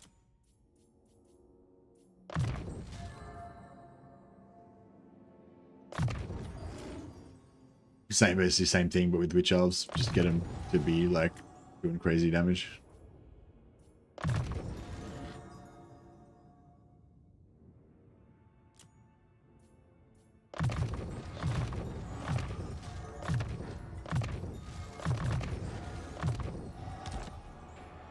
Hey, demon, ready demons of corn already.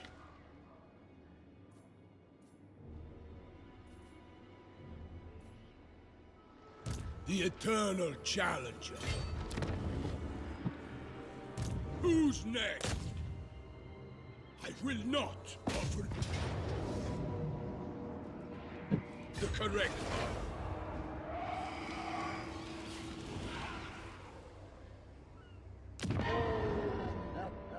We leave him with Baston, maybe. Say what you must, but know you play a dangerous. He doesn't have any other enemies. We don't really need to kill him. We could leave him with Baston as his little homeland. I mean, whatever, you know. despoil and Remaining ravage. settlement. On the prowl. Tribesmen, gather!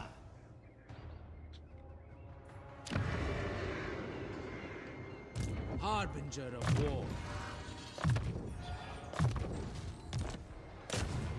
Turn it to rubble. Vampiric corruption is nice for stealing lords. Pretty heavy damage. Oh, nice. Thought you'd never ask. Point the way. Twisted thoughts. Demonic destruction. Did you say something? Sabotage. This guy still hasn't managed to steal technology even once yet. He's pretty sucked.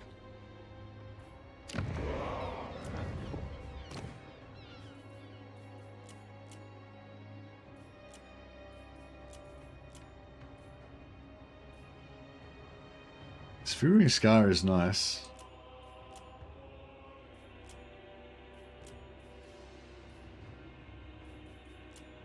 The voices. Get rid of Confident, we'll get a new one. We'll get Sneaky. Me. Shame and sorcerer.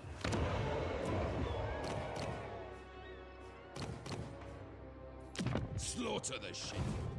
Yeah, we're having trouble keeping up with hero capacity because we keep stealing more heroes than we can get. Oh, we didn't do allegiance quests. Gotta keep on those allegiance quests. Yeah, I don't really care about that. It doesn't give you anything good, does it? No. I guess the money building.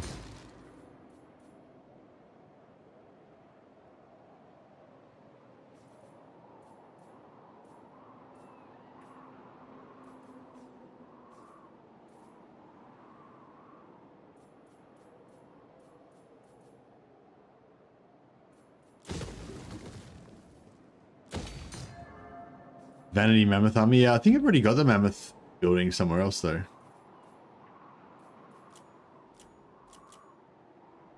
No, maybe I don't. Alright, fuck it, we'll build the Mammoth building. Monolithic Atam. No, I don't think we need defense there because these are all our vassals here. That's what I was saying. Like, I hate defending Norska. That's why I like vassalizing all these territories up here. So they're all my allies, and then I take all these lucrative port cities that make me shitloads of money and just not worry about defending them because I've got my vassals all around. I'm still a little bit worried about Cholfjord because we haven't vassalized Be'lakor yet, and he's like right there. But yeah.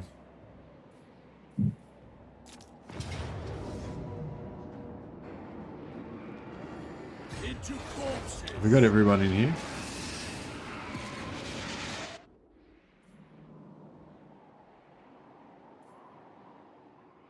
Or sky. 5k revenue from a Norska province is kind of nuts. Yeah, well, we could even get it higher if we had instead of going 2-3, we could theoretically you could go 2-2-2. Well, not theoretically, you can definitely go 2-2-2-3, and then it would be what's that? 40, 80, 120, 180, 180% increased income. But that takes a lot longer, and it's like unnecessary. We're already pretty rich anyway. And also you can get that technology from the dwarfs that gives you a 50% increase to all buildings. So we'd have, so instead of 180% increase, it'd be 230% for a total of 330% income from the buildings, which would make your ports pretty crazy. As good as dead. Well, you know, more crazy. I'll rip out. I reckon we can do this without taking huge casualties. I reckon it's... Yeah, I was going to say, I reckon it's going to be bad. And it was bad. Oh, look at that 40,000 gold sack.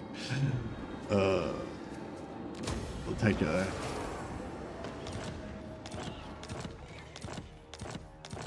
Alright, now we kind of want to defend Gisero because that's where our fur is. But at the same time...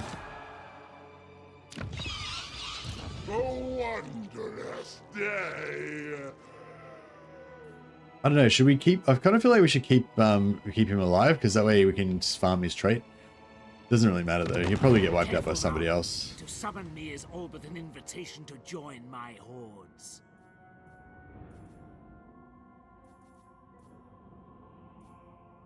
Yeah, he pays 12,000 for peace anyway, so that's fine.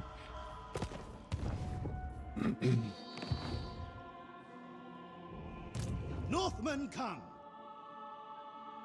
To the four corners! Immediately! Outstanding. I hear you.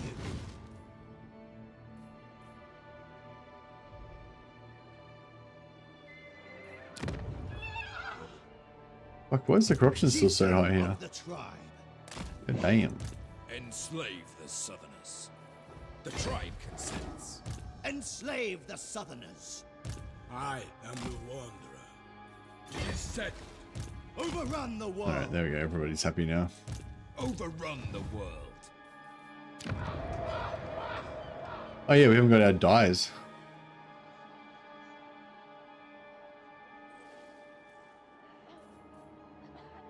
Yeah, fuck that. We'll get rid of that. Put the dyes. You know, that foot speed from berserkers. Must go fast.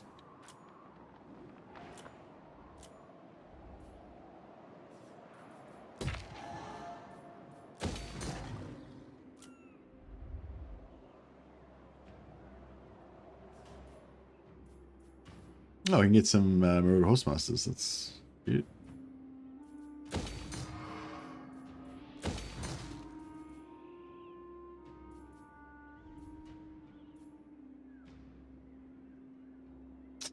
Wood. Well, I don't know if we need more wood. We're probably already got plenty.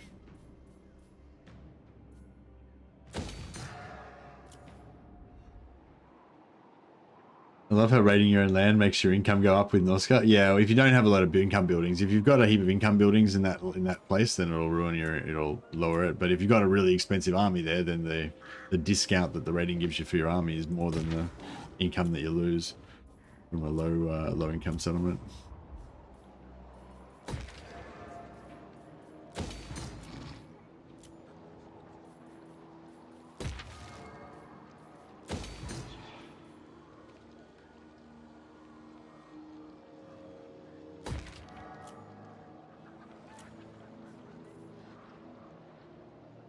Yeah, I think I'm going to sell these to somebody at some point, but I don't know who yet.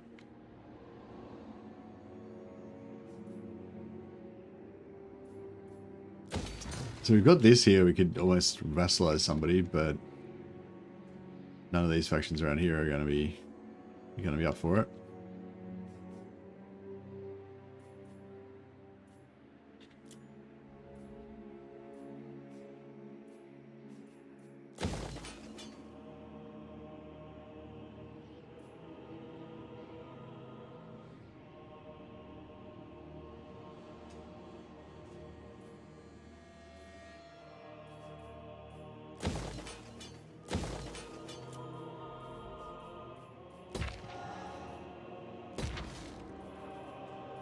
Just basically going hero capacity everywhere.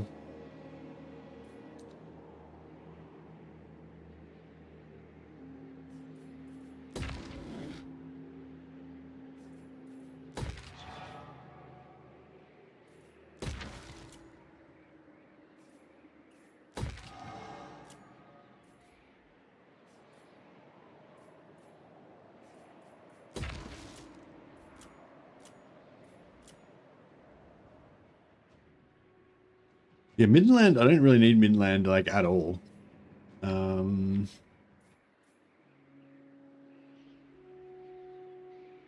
Yeah, maybe sell it to Reichland or something, maybe. I don't know. No, I guess it's, yeah. I just need to hold Talabheim for the fur.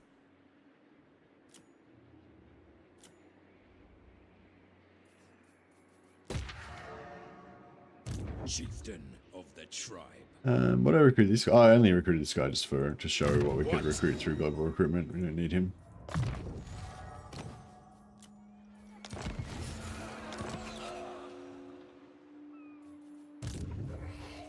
Okay, yeah, this guy needs to die. Oh, here we go. Go to battle. Grandfather asks.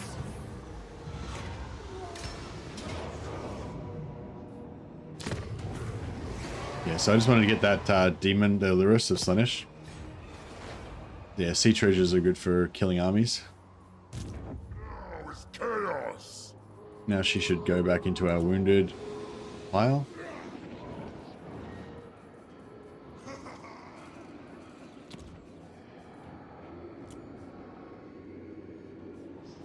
There she is, Kalissus. I'm gonna get her back next turn.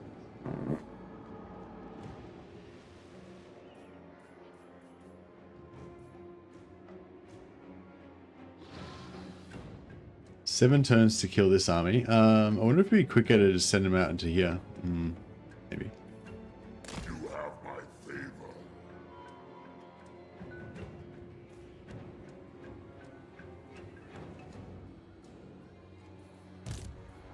Is foreseen. Oh, sorry guys, I just gotta go to the bathroom and be back in.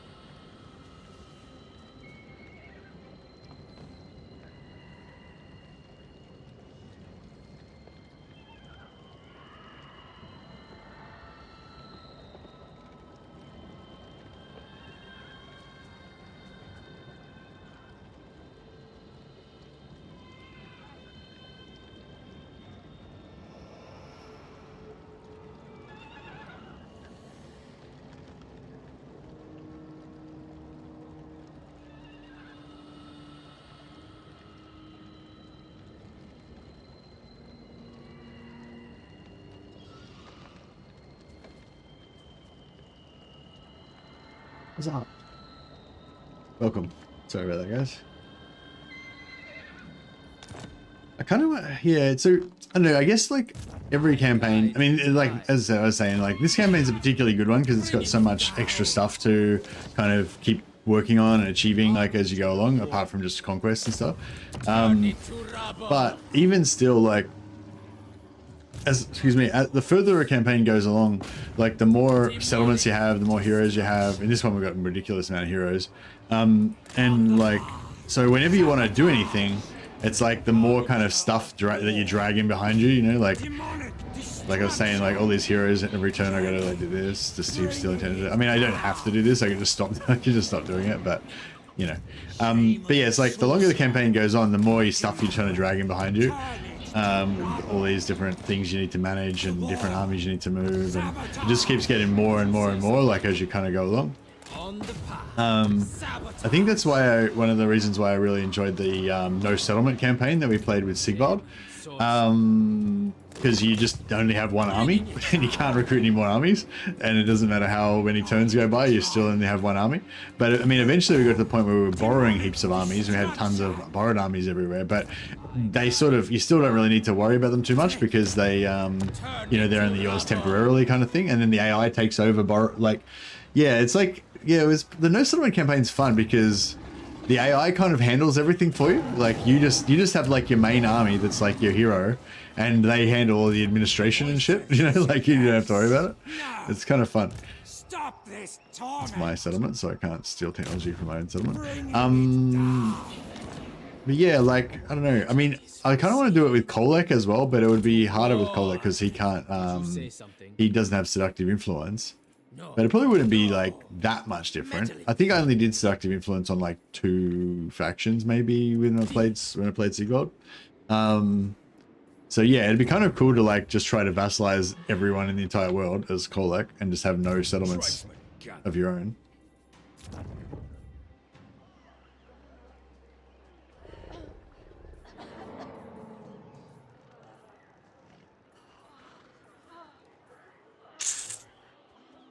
Any growth? Not really, but we'll do it anyway.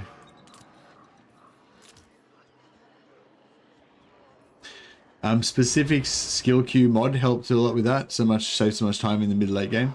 Yeah, specific is the guy that does the ancillary guide, and he's also got a mod apparently that lets you queue up skills and like save templates for your hero skills and stuff, so you don't have to keep leveling up all your heroes individually all the time. So yeah, quality of life stuff like that can definitely help reduce campaign fatigue. Although I guess what I'm talking about is not actually campaign fatigue. It's like a separate thing. It's related to campaign fatigue, but it's like it's like campaign drag. Like the longer the campaign goes, the more like drag you get, and then like I think more things you got to deal with every time. Like instead of just I'm going to go here and conquer this, I'm going to go here and conquer this, but I've also got to go through all my buildings, build all my buildings, got to do all my heroes, and move all my heroes, got to level up all my heroes, got to do all my recruiting, blah, blah, blah. And, you know, and the more settlements and the more armies, and the more things you get, the more sort of drag you get on everything you're trying to do. You've got to like do 10 million other things, you know. But yeah, but that's not like exactly the same as fatigue. Fatigue is your overall amount of fatigue, but like. And campaign drag kind of contributes to it. Boredom contributes to it. You know, like you might just be bored because you're not threatened by anything anymore. You know, the lack of freshness, like because the new thing's always more exciting. That can also contribute to your campaign fatigue. Like yeah, it's kind of like a bit of everything. Tribesmen, gather. How are we going to go with this Lithanar army?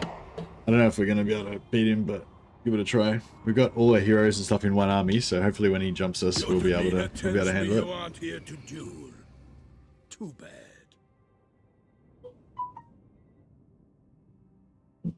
I think Nurgle has a system like the Warriors of Chaos after their rework, set units based off the outpost system. Oh, okay.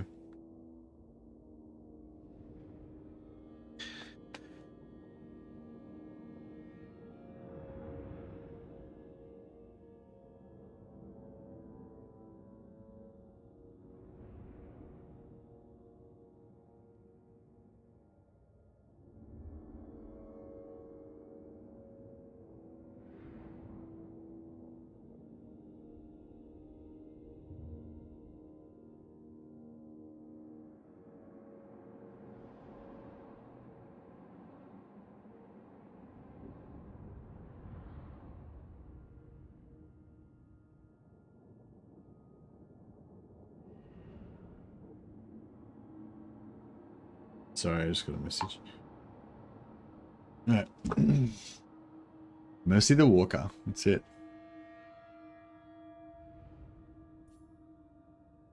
And they're all shit units. Yeah, Andrew was just trying to get Nurgle War Shrines, yeah.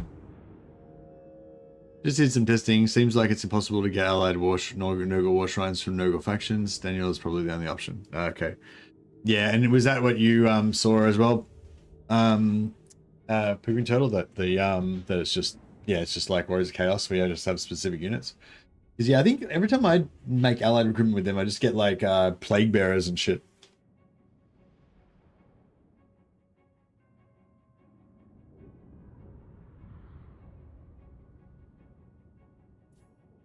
Is there anything good in the, like anything good at tier 3? And Nurgle mentioned and Durastrix appears? Yeah, that's it. I'm playing a Nurgle campaign in Old Realms Bannerlord as well, Durastrix. Like double Nurgle. He wants a military alliance.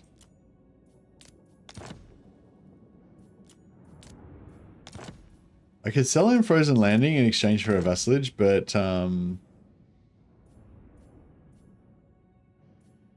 don't want to.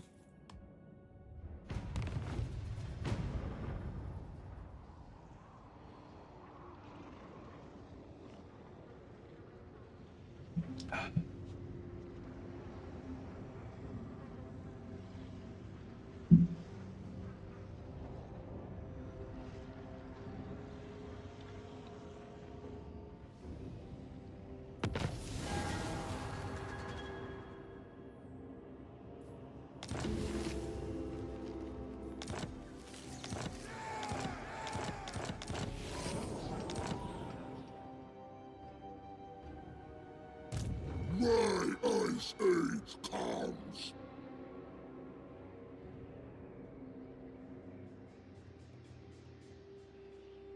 Did you say something?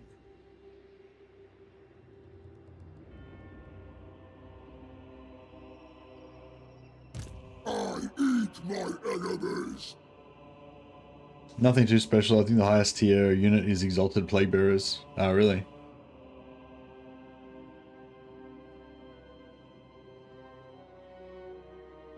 Darkness comes. Alright. Still keep sending these guys down here. Their mission is going to be to take out... it's going to be to take out... did I get... So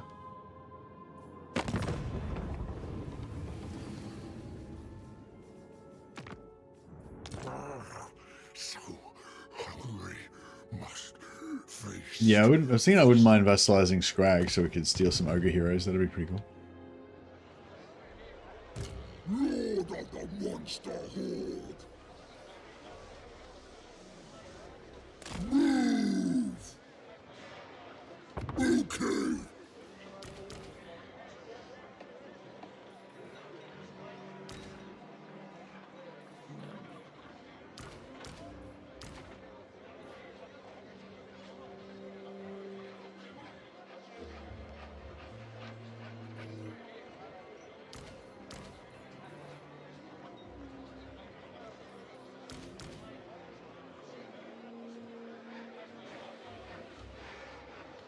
Yeah. Yeah, I think that's pretty good.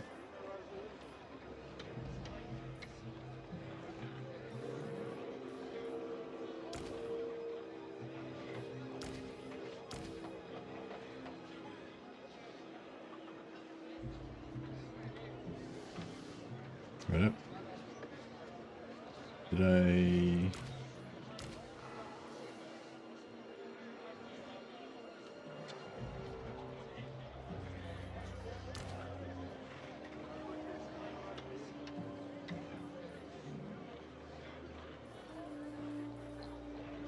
Yeah, that works, I think.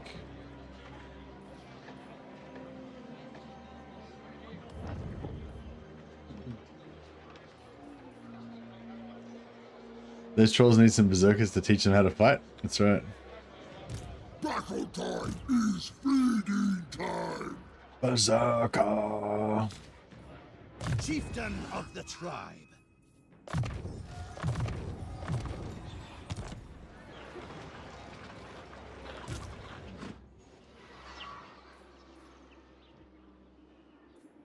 Alright, we don't care about the iron. Ziflin's got the dyes, good. Gisero, level 2, then we can get the furs.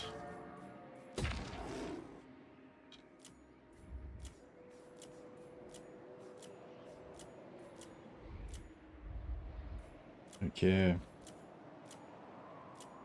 Yeah, I don't care about that shit. Citadel, yeah, we may as well go tier 5 just for the prestige.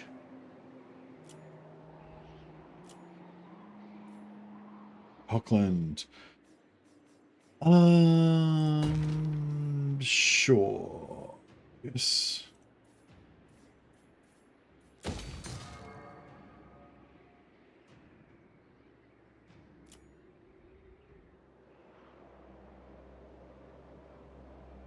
Should I make Hergy? Should I make Hockland a vassal? My hand hovers close to my blade. Probably Utter your demand before I...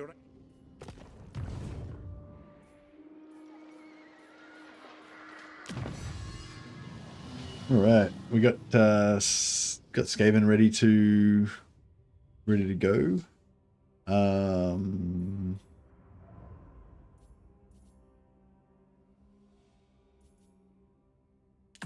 Tilia next.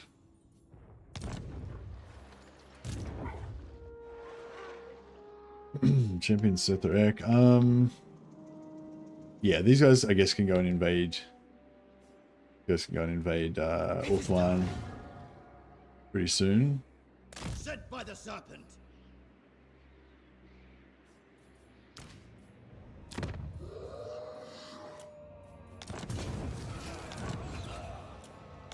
It's done. In agreement. Dominant.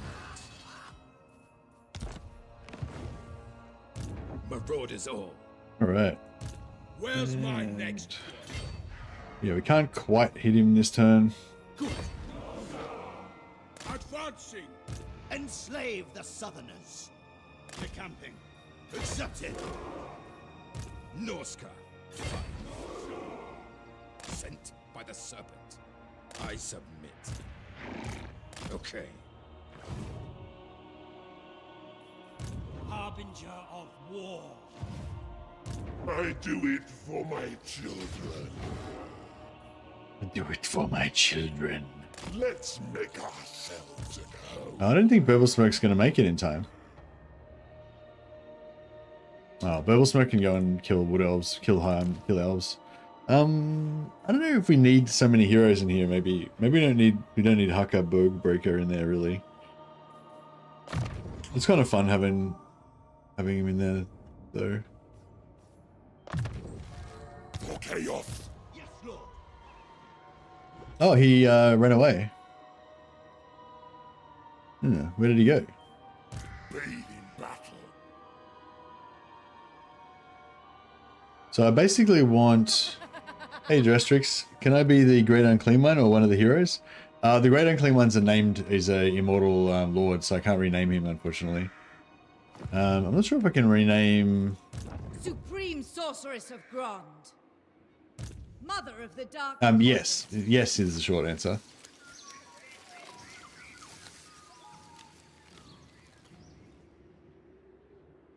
Dallas needs to get in there as well. You serve Nurgle? Okay, yeah, you serve in Burble Smoke's army. This is loyal champion. Enslave the Southerners. Actually, we've got a Nurgle. Overrun the world. What? We've got a. What about this guy Harold? He's actually a Nurgle exalted hero. He's in Wulfrik's army, but I feel like he's more Nurgle-y. Otherwise, you'd have to be a Khorne hero or an Undivided. You want to be a caster in the Nurgle army? It's getting more and more specific. Ravage. Nurgle's beloved. All right. Oh yeah, this guy. He can be a Nurgle shaman.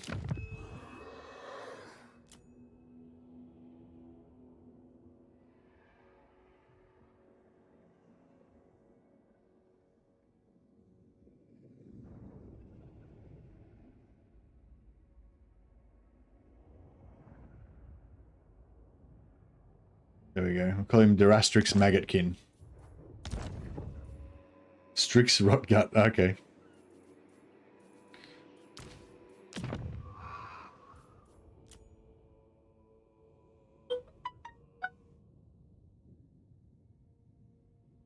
Alright, there you go. Strix Rotgut. Can you rename borrowed armies? No, I don't think so.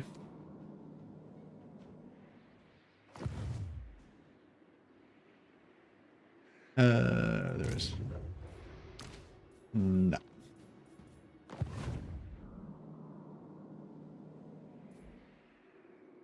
Actually, I think there is a Dallas there, isn't there? Yeah, there he is. Dalasan Truxorson. The Wolfkin. Thanks again, Dallas. I'll leave your existing immortal lord to continue to seek glory for you. Lord of Stench. Alrighty, Chieftain. yeah, so I want to get up here. I want to take Karen Carr. And, oh, fuck. Did she just take Slaver's Point? Instrument. What a bitch. I wanted that. Alright. Slaughter the sheep. Bring death. Annihilation. Enslave the Southerners. Decamping. Wipe them out. I might just fight it manually so I can... Is this... Despoil. Ravage. Oh no, he's got a mount, so that's fine. Lanes.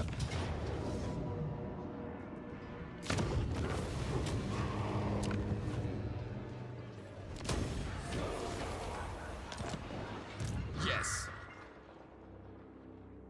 Accepted.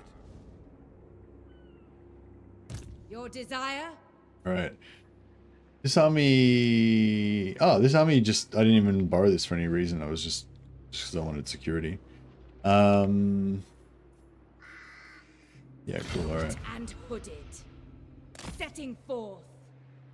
Overrun the world. I submit. Overrun the world. Despoil and ravage. Leaving there is kind of bait. Fool. Glory awaits. Now.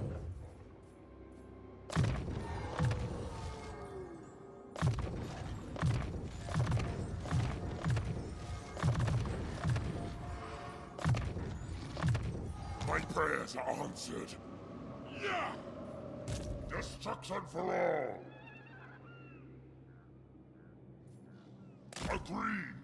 Mortals will quail. Shaman sorcerer.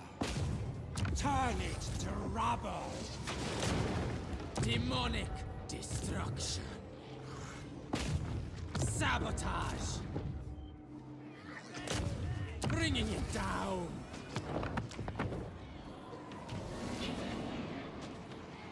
Battle is foreseen. Sabotage! Did you say something? I guide the tribe. Bringing it down. Deal. Turn it to rubble. Sabotage!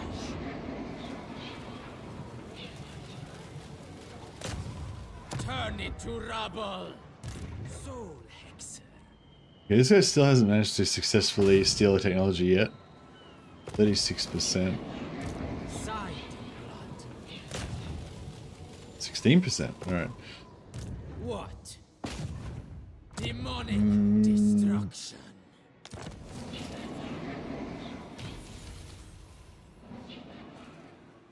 I Still guide failed. the tribe.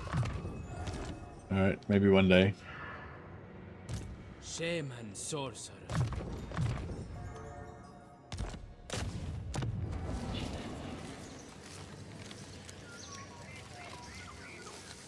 I can now watch and understand what you're doing. Why is that? Because you got the sound on.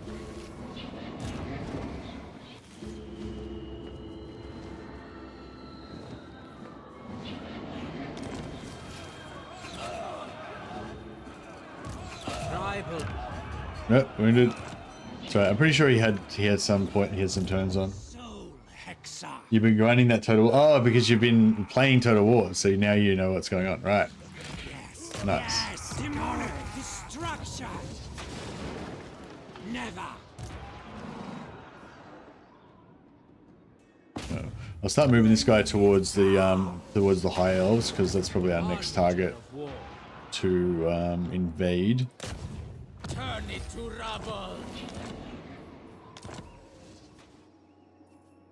A pact. Champion, this is Bretonia. I can. How many turns you got? One turn. Oh, that's not very much. Demonic destruction.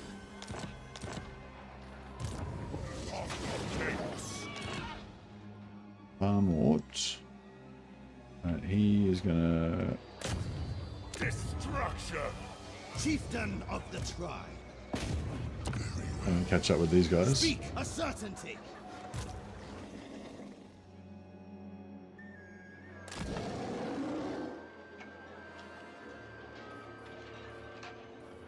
The voices. Turn it to rubble. This guy's got no turns worth of tech at the moment. He can't reach any settlements either. Yeah, I'll try and get him in that one. Next turn. This guy can come into the water and steal tech on this one. Taste thy pleasure. Ah, here we go. This is our new Alurus. Taste thy pleasures. Very nice.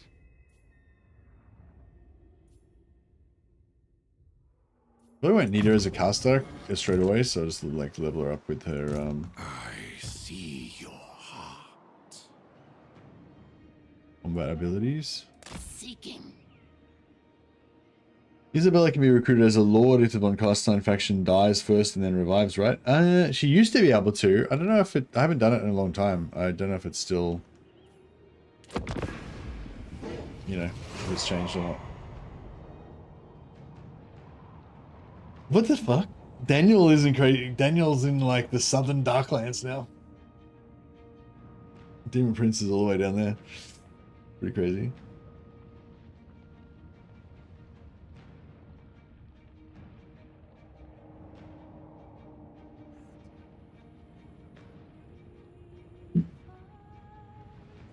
Don't anger me. When I'm angry, I make challenges.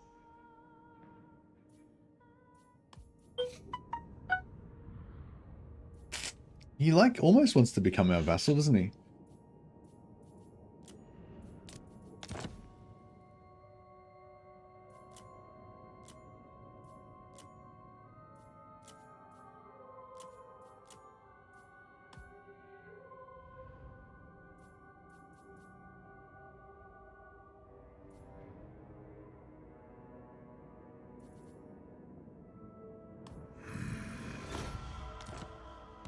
Bet he's got Harold Hammerstein. Yeah.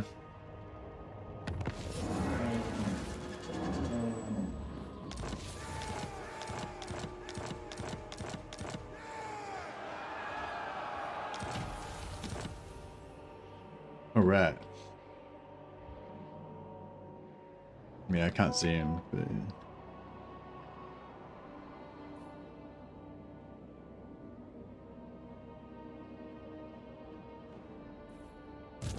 Challenge?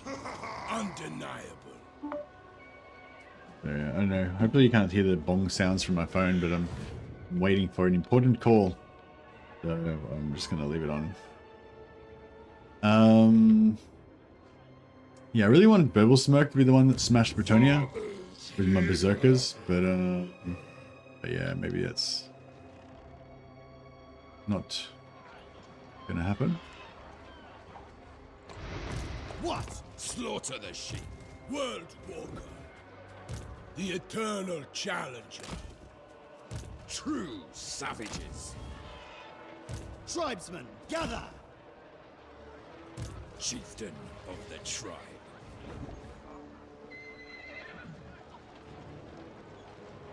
Right, so move this guy over here, Compels. over here a bit, Journeying. Despoil and ravage. and then WULFRIK. move him over here a bit. I'll handle it.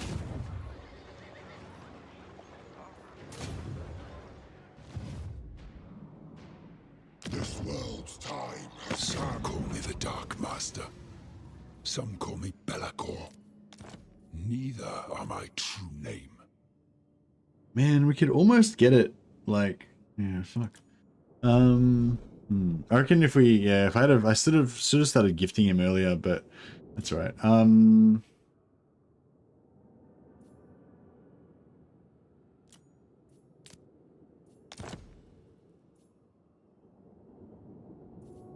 What if we get him to go to war with someone? No.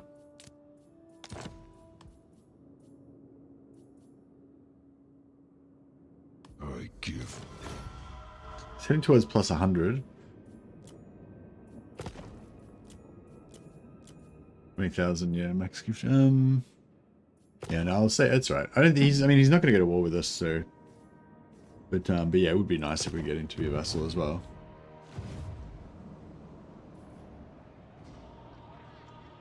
Cool. All right, now. Enslave the Southerners. I am the Wanderer. Yeah, get WULFRIK Finally, to siege and isolate Leon Kerr. I'll challenge. Then we'll get Samson to take out this army. Enslave It's in the forced march, Southerners. unfortunately In for them. agreement.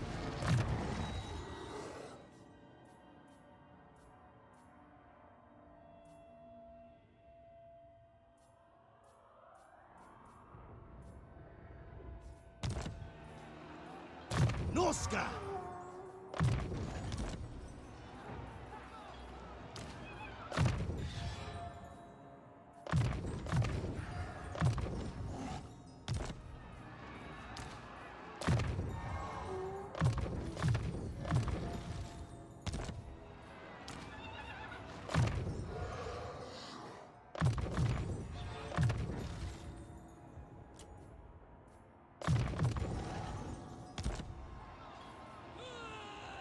Chieftain of the tribe. All will perish. Should be all three armies. Yep. Yeah, I might just fight this one so we don't take too much damage. Who needs ground knights when you have Grail Reliquies? Indeed.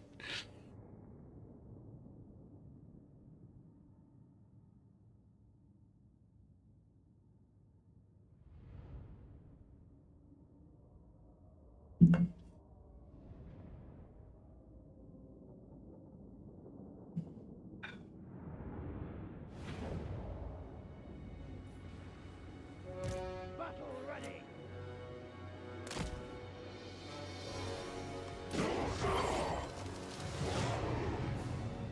For the gods. Prepared to ruin. Leader of savages. Faster. I will.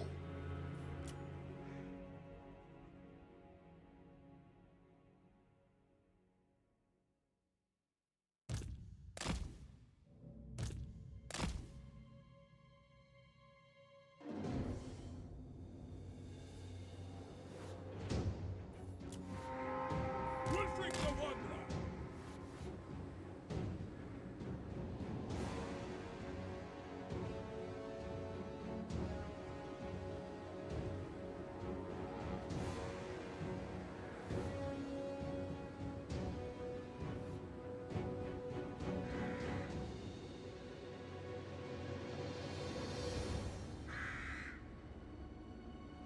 There she is. Show the masters. Slaughter. It be done. Whipsack.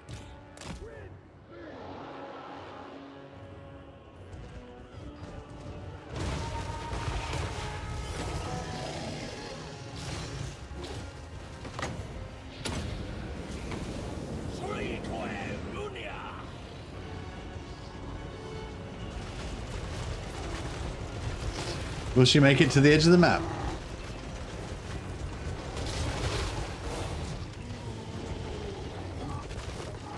There's 2 greater demons and a bunch of other werewolves and shit trying to kill her. She's still alive.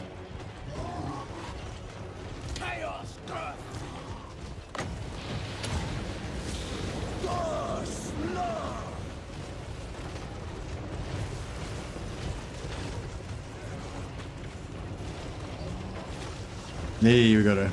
All right. Wasn't super important, but you know. It's called commands. I don't know if we've got enough single entities in this army, though. That's the only issue. I do believe the damsel is sufficiently distressed. She is a distressed damsel.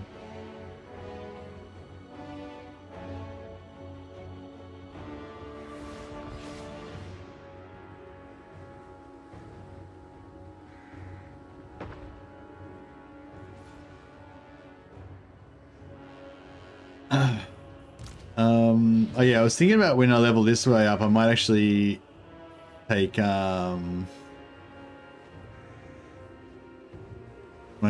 heal instead of the Skull Taker's decree.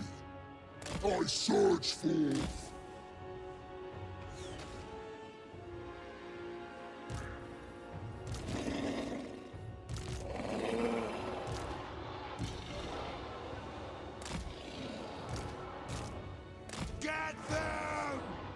Yes! Corn's command! Butcher them! Onward! Bloodthirster marching! I go for corn! Moving! The Skull Taker's decree! For the throne! The dark brings and powers me! slicing shards good against cavalry. Chuck a bit of that in there. And boats and shit.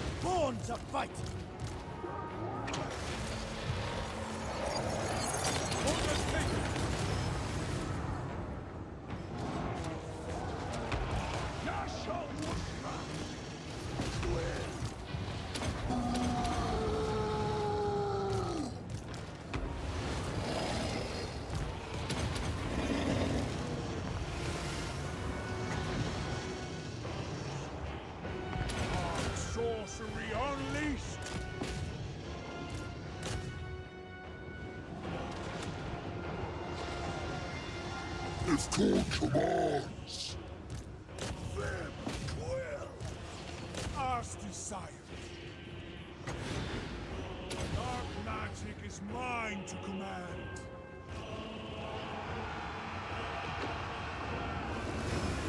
Exalted hero of Nurgle. Chaos comes.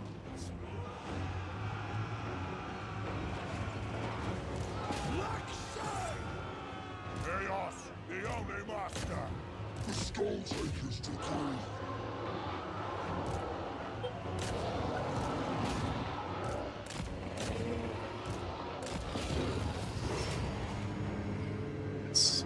These guys are in force march, so they're all going to get wiped out anyway. But the more that we kill, the more experience we get and all that good stuff. So.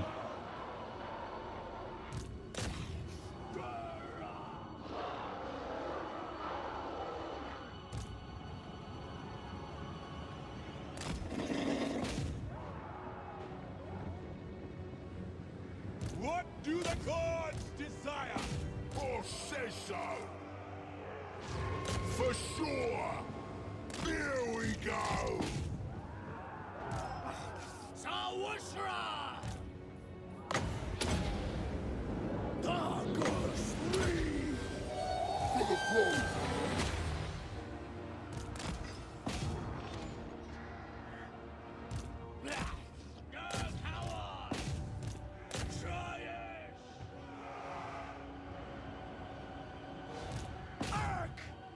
Alright, looks pretty thorough. It's pretty handled.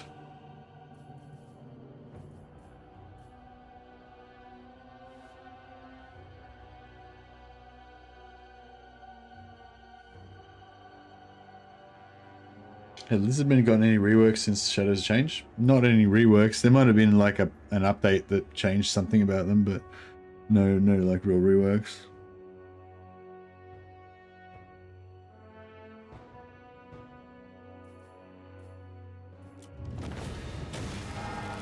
They're talking about doing a rework of the what's it called? The network thing.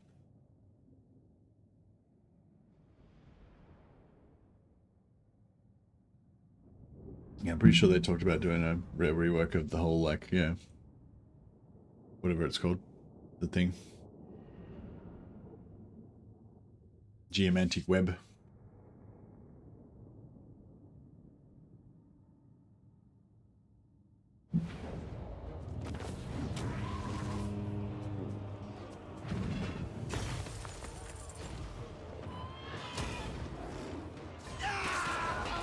Dwarves seem to have got several reworks. Yeah, dwarves have gotten a few reworks, that's true.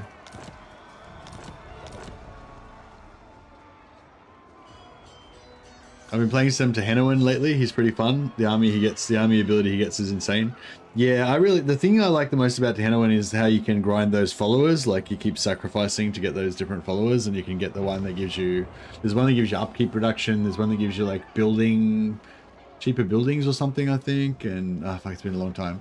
But yeah, Tehenoan's probably my favorite Lizardman campaign. Immediately.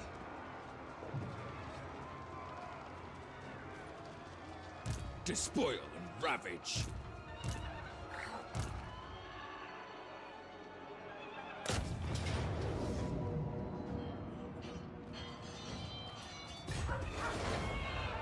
The eternal challenger. By all that I hold dear, no. No. Yes, I will not.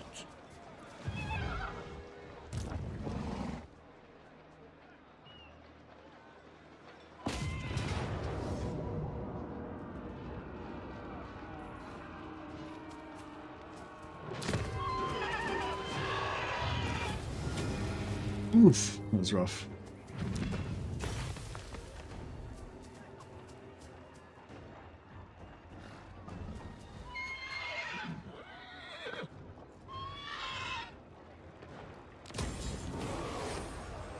Speak! Wipe them out! True savages! Oxyotl plus Vlad was so fun with teleporting armies. Oh, you haven't played the new Corn yet, I guess, Anthony, Andrew. There's what do you call it? Yeah, Arbal and Skulltaker are both like teleport around the place. They've kind of got Oxyotl's mechanic. Yeah, Arbal's kind of got a version of Oxyotl's mechanic. Yes. And he can just do it every turn anyway. Doesn't have to have Vlad straight.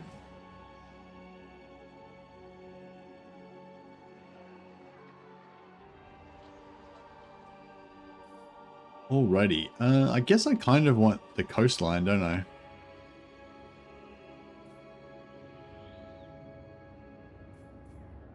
Father Nagel.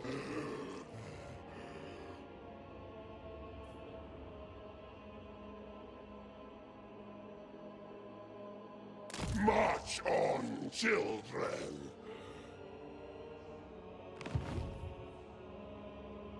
My challenge? Undeniable.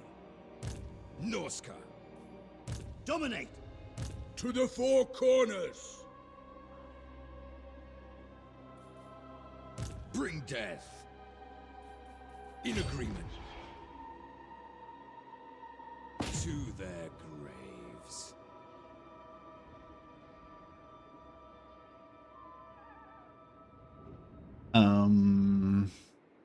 Northmen come. Understood. Take what's theirs. Moving out.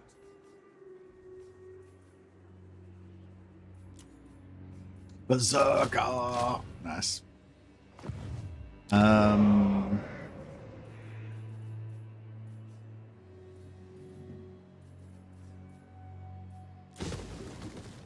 Well, that's fine, whatever. Actually, You are a guest in my realm. You will act like it, or I will strike man, you we can down almost where you we can stand. almost get him with Caron. Not quite, but nearly.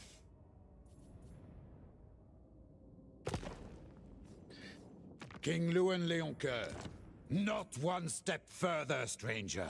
You do not walk my lands without my blessing, which you don't have. What's his capital now? Langui.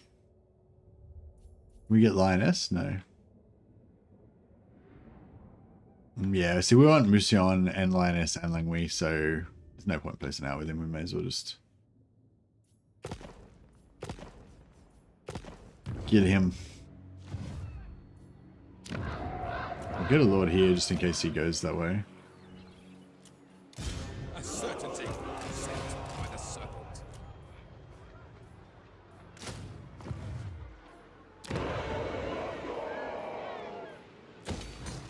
Get our Berserker speed from Dyes.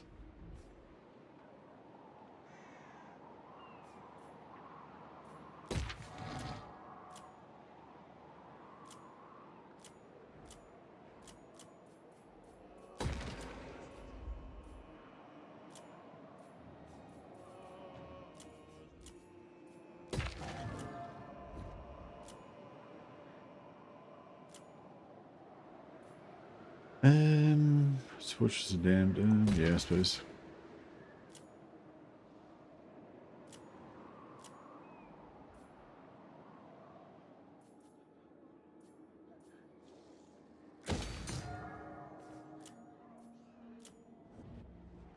Oh yeah, so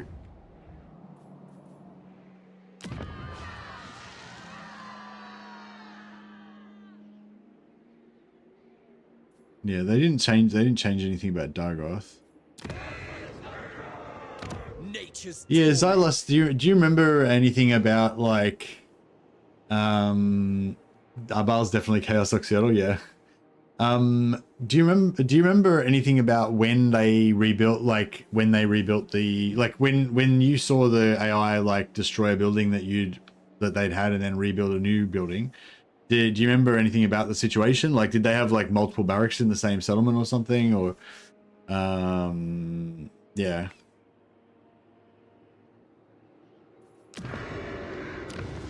Because yeah, they don't have multiple barracks here. So maybe they did rejig that, something. Or maybe that was just a coincidence. So it was always like that.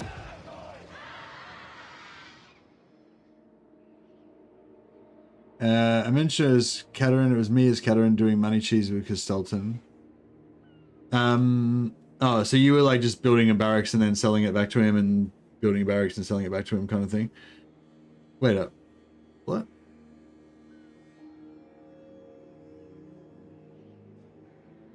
By money cheese, you mean like when you've got the last settlement of a region and they value it highly, and you trade it back for a different settlement in the same region plus money. You just keep doing it over and over again.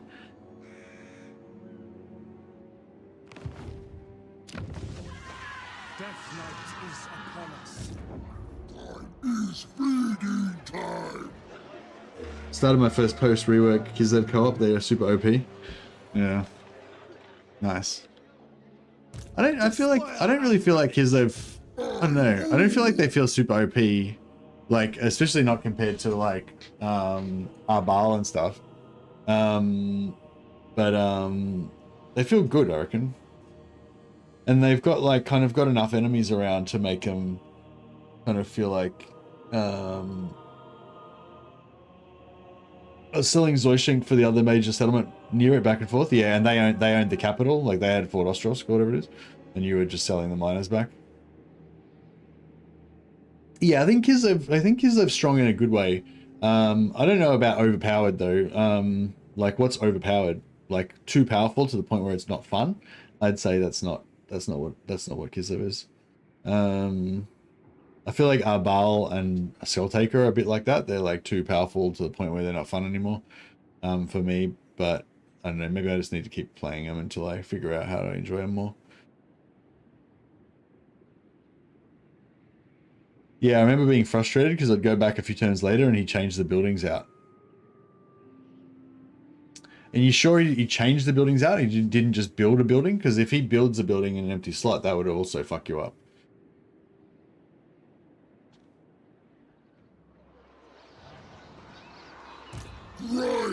Like, do you definitely remember there being a different building in a slot where there was a different, you definitely remember there being a building in that slot and then a different building in the same slot? I eat my enemies. Lord of the monster horde.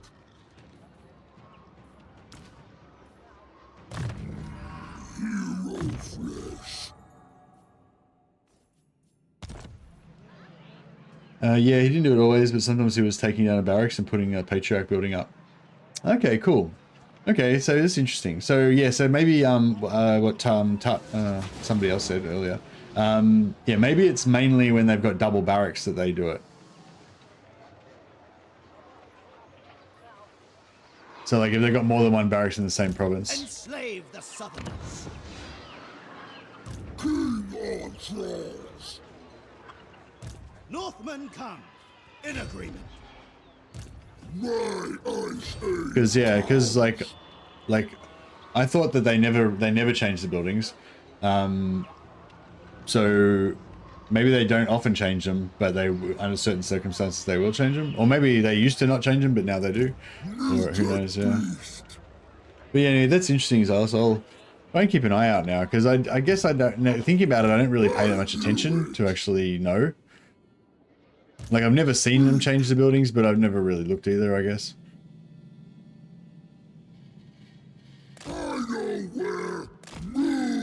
And the times when I've wanted them to keep the same building, they have, you know. But I haven't, yeah.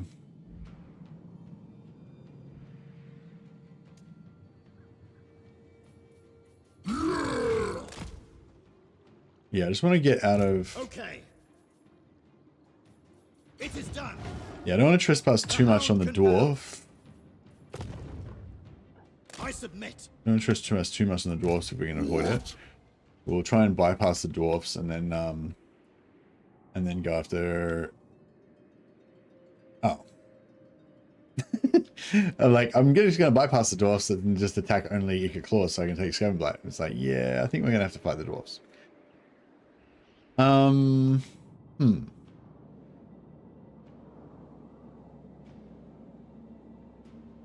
We could conquer the dwarfs and then sell. We could conquer the dwarfs and then sell all that shit back to the Skaven, so they can. Oh no, that's the Skaven wiped out. That's actually Beastmen, isn't it? Oh no, it's Skaven. So Skaven took out Morgur, then dwarves took out Skaven, and then the Tomb Kings somehow are in here as well. It was the first time I'd seen it, so it stood out to me. Yeah, no, thanks a lot for sharing that, Xylus. Sorry if I was a little bit like, challenging it, just wanting to challenge it a bit to make sure we're sure. But yeah, no, thanks for sharing that information. So I'm guessing, like, if you're... Oh, here we go. See? He's not... See, like, that's what I was saying. Like, he's not, like, fully passive. He's actually doing something. Or maybe... Oh, wait up. Are these guys coming home or are they going out? They look like they're facing this direction. So maybe he just went passive recently. Or he just... I feel like it's these fucking heroes. Like, he thinks he's getting attacked by heroes, so he's bringing all his armies back. I don't know. Maybe that's what it is. Or maybe he was attacking a bunch of stuff, and then because I took out his capital and fucked him up a bit, now he's like, oh shit, I need to defend. Yeah, I don't know. It's weird. Weird behavior. But yeah, actually, no. So I thought, for a second, I thought he was invading Wistonland, which is what I kind of thought he was going to be doing. But actually, they're all pointing that way, so I'm guessing that means he's coming home. Oh, it looks like he just sacked Faldorf, though.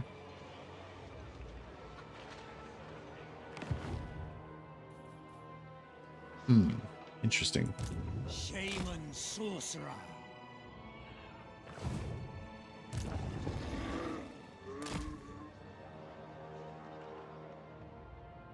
I feel like the AI should completely ignore heroes like that. Yeah, they should.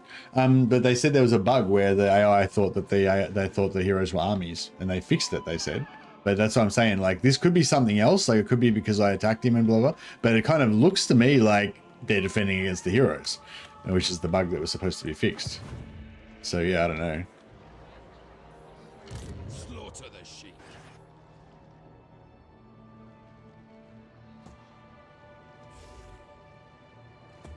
Who is it that was saying that they were starting a Blood Bowl 2 campaign? A Blood Bowl 2 tournament soon? I think I need to get into that. Sorry, I'm jumping around from topic to topic, but yeah, I love Blood Bowl.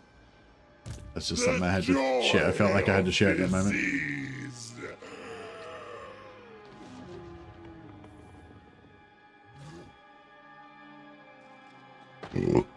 Yeah, I'm missing Blood Bowl, even though I know no one really wants to watch. Not many people want to watch Blood Bowl. And I'm also missing Mordheim too.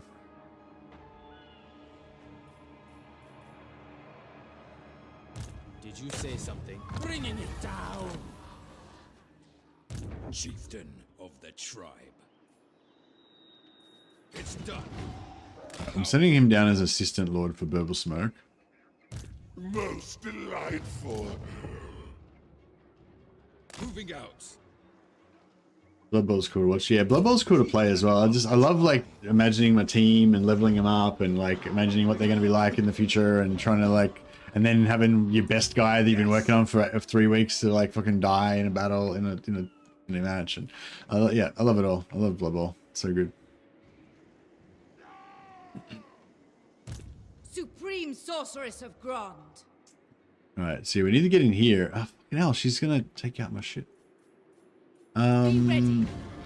Oh man, I shouldn't have borrowed that army because now I don't have enough points.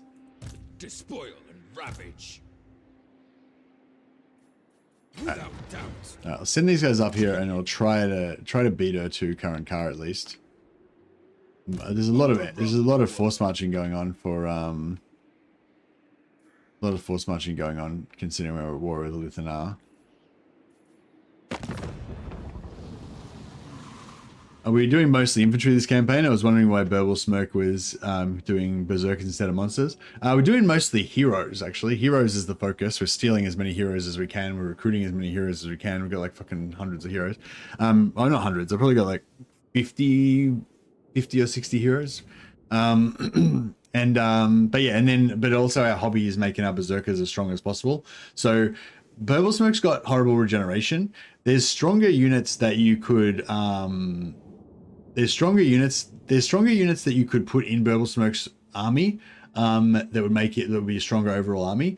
But there's not many units that would get as much advantage out of it. Like that's the thing, like, you know, like if I made an army of mammoths with regeneration in Burble Smoke's army, that would probably be stronger than the Marauders, right? But the mammoths are already really strong anyway, whereas the berserkers are pretty strong already. But the horrible regeneration makes them into a full-on doomstack, which is pretty cool. So yeah, that's why I've got them in there, just because it's fun, just fun having berserkers that are just absolute chads, just fuck everyone up. Berserker! Sorry, I felt like I needed to say that at that moment. Didn't know you give horrible regen to the whole army. That's super well. Yeah, because berserkers, like, normal regeneration is no good for berserkers because they just die and then they can't regenerate. But horrible regeneration, boom, they come back to life. They're happy as Larry. What was I doing? I was checking to see how much stuff he had left. Who was it that I was checking on? Lithanar, right? 69. Okay, so he's probably got like 1 stack still, which would be that 1 stack there. Okay, yeah. So I think we're fine to just run around in force march everywhere. It's no problem. The tribe consents. Accept. I submit. Tribesmen, gather! Accept it! Yes! The tribe consents. Fine! How would you rate Berserker stack under the Great Unclean One? Fun? Slaughter the sheep. I would rate it as fun.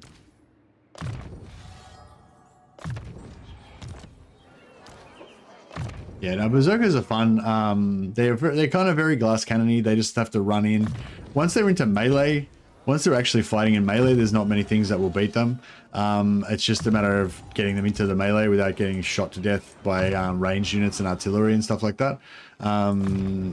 So yeah, so getting them once you get their weapon strength up to. Once you get their weapon strength up to the point where they can one-shot other infantry, well, like, because now depending on which army they're in, they're doing between 80 to 100 damage, so they can one-shot other infantry when they hit them in melee, and that's a really big breakpoint. Like when they've got like 70, when they do like 75 damage or whatever, then they take some 2 hits to kill infantry. As soon as they hit like 90, they can kill infantry in 1 hit. Then they just buzzsaw through shit so much faster, you know. So that's really cool. We've kind of got that on some of the guys. Their melee attack's super high. We're getting 5% extra foot speed every time we take over another die. We've got 4 or 5 of them. So yeah, so basically the berserkers just get more and more faster and killy, but they still and get more physical resistance. We've still got 10% more to get on them, but yeah, we can get them up to like 45% base physical resistance, I think it is, and then another 20 once they're in combat. So they get pretty fucking awesome. And then the horrible regeneration just makes them, like, you know, tanky as shit as well. Which is the only thing they're not is tanky as shit. Except when they're in melee, they're pretty tanky in melee. But yeah, the horrible regeneration just makes them more tanky. So yeah, they're pretty cool. But they still have the same vulnerabilities, like heavy artillery, heavy AoE magic, heavy archers. That shit will all fuck them up still, like, still quite dangerous to them. But the horrible regeneration mitigates it a lot, you know. Tribesmen, gather. They will be dominated. For chaos. But yeah, raiding Doomstacks is not really my thing. That's more of a legend thing. You have my favor.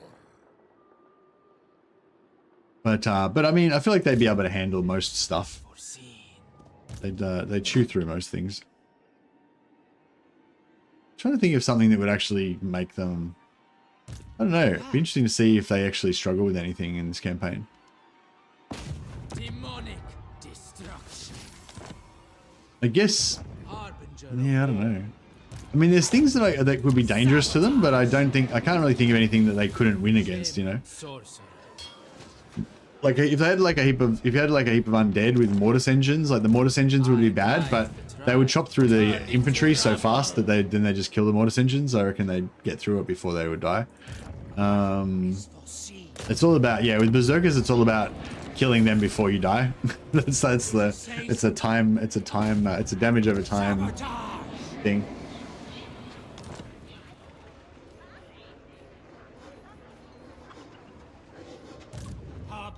Of war. Turn it to rubble. Bringing it down. Bringing it down. Okay, this guy's gonna... Did you get it? This guy's level 5 now. He's just been sitting here just failing just over and over again. He just keeps constantly failing. He can't fucking deal technology. He's useless. Is Goldfag's campaign any good? Goldfag's really powerful and he can teleport around everywhere. It's an extremely cheesy campaign. Like, if you want to just be cheesy as fuck, then yeah, Goldfag's good for that. But nah, he's probably my least favorite of the ogres at the moment, just because he's too cheesy. Like, I feel like Scrag's more fun. Scrag and Greasus both got reworks. Greasus has got, I don't know, were you around for the Thrones of Decay rework where Karl Franz got all of the prestige stuff? Oh yeah, if you haven't played Karl Franz since that, you should check that out. But yeah, Goldfag got Karl Franz's mechanic basically, but he uses money instead of prestige. Goldfag is fun if you like being busted OP on like turn 10. Yeah. Yeah, I think my next campaign is going to be Scrag, my next ogre campaign. I tried playing Goldfag again recently and it was just like, eh. Just too cheesy and easy. Like, he just negates too many of the campaigns. Just negates too many of the mechanics of the game, I think. It's like, I want to negate all the campaigns. I want to negate all of the difficulty of the game, but I want to do it myself. I don't want it to be built into the campaign.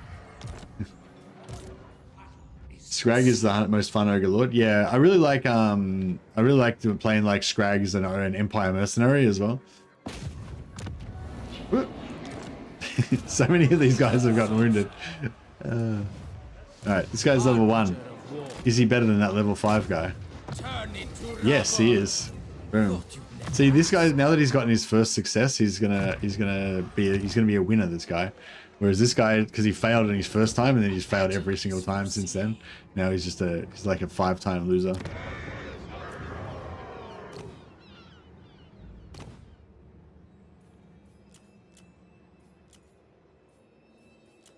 Me?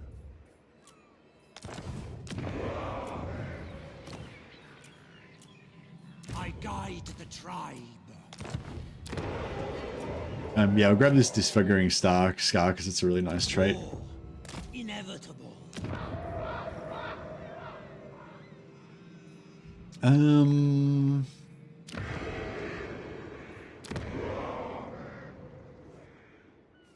With 2 turns till we can recruit wolves here. Maybe we should just wait for that. Oh no, we got him right here. That's fine. That's close enough.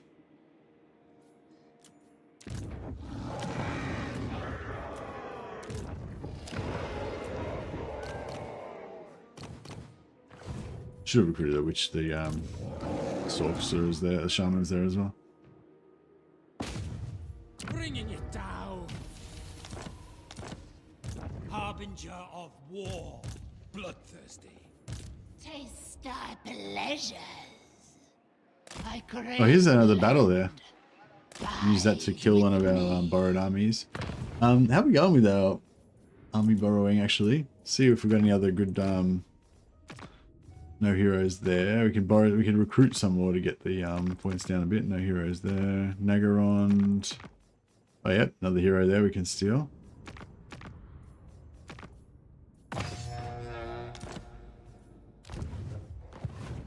Yeah, there's another master we can grab.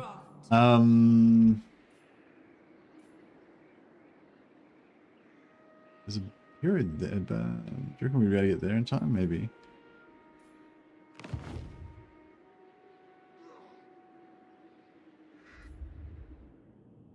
There's going to be a sea treasure there that would kill him. Maybe. Feel my power, ever closer.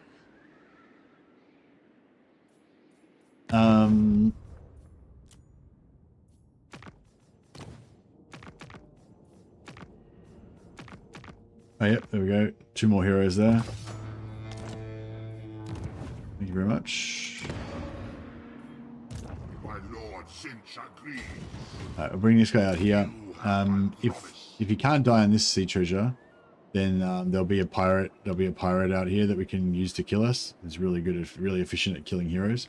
He's got heaps of guns and cannons and stuff. And what else we got going on? These guys don't have anything to steal. Challenges of corn. Don't have anything to steal.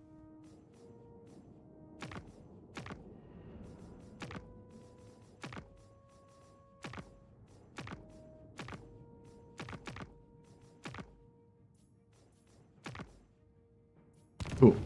Alright, we need some right now ogres are bugged though and their camps teleport kind of randomly. Oh yeah, true, yeah. So we don't want to play ogres at the moment because they're bugged out.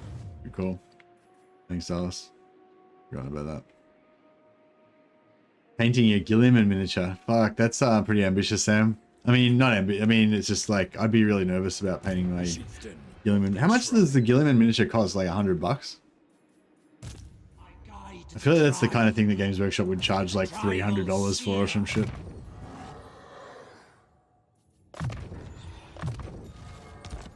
$75. Oh, nice.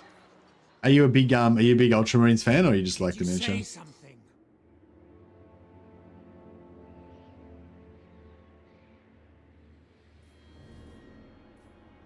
I really want Brass Keep. Bringing it down. I've got Lion and Gilliman to garnish my library. Ah, nice. So you don't actually collect Ultramarines or Dark Angels. You just like the miniatures to display in your library.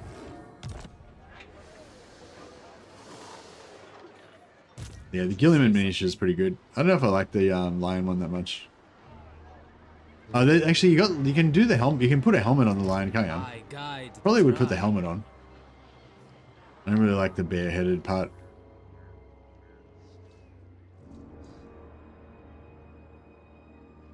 Might build a Dark Angels or Space Wolves army. Yeah, they're both pretty cool. They're both pretty cool.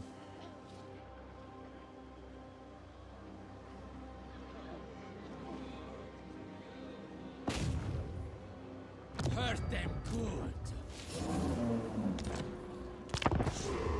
Shame and sauce. Put a magnet on the lion to switch between helmet variants. Okay, nice.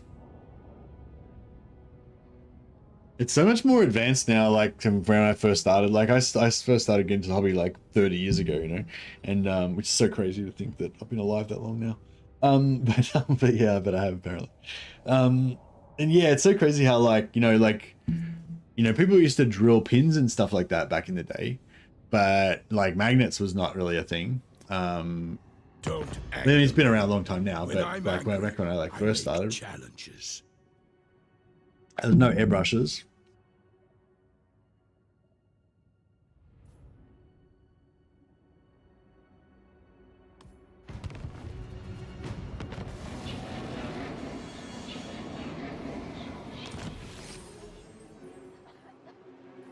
Do you think greenskins are better or worse since Scorbad? Tech Tree looks so much worse now.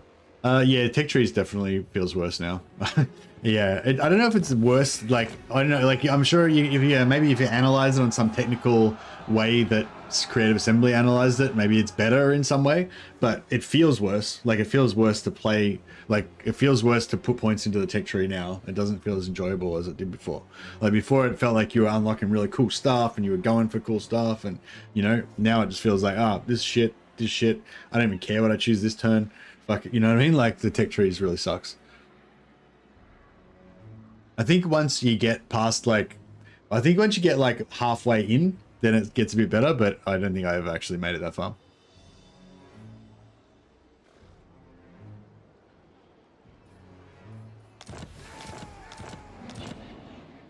I think I might have to pause here, guys, because I want to play some Bannerlord today as well, and yeah, I feel like we could the whole day could go on just WULFRIKing it up. I'm kind of thinking with this campaign, because it's sort of slowed down a little bit, and it's kind of hard, hard slog. I'm just going to play like a couple hours every now and again just to keep chipping away at it.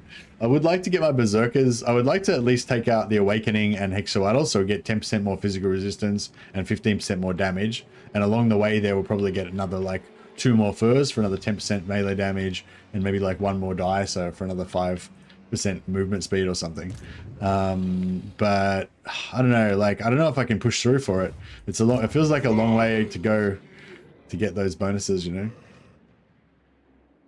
Maybe we could start being a lot more reckless and just let territories get taken and stuff. I don't know.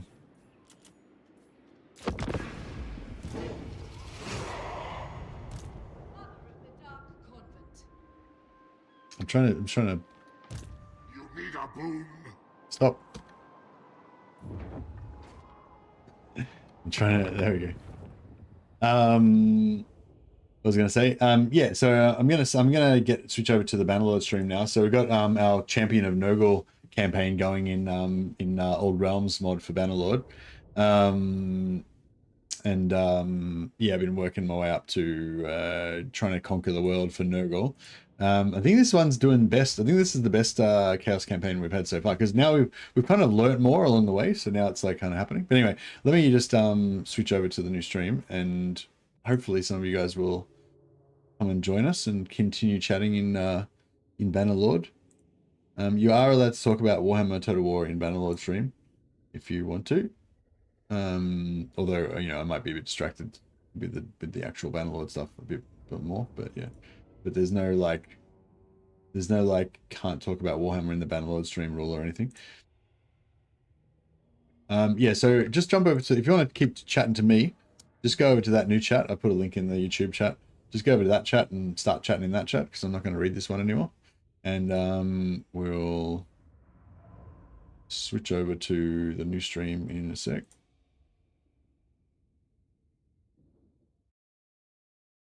Just going to boot up Bannerlord.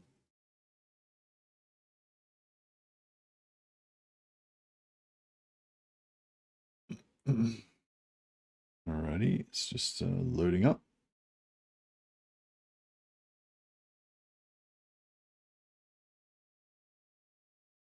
Just going to fix up my Twitch details as well.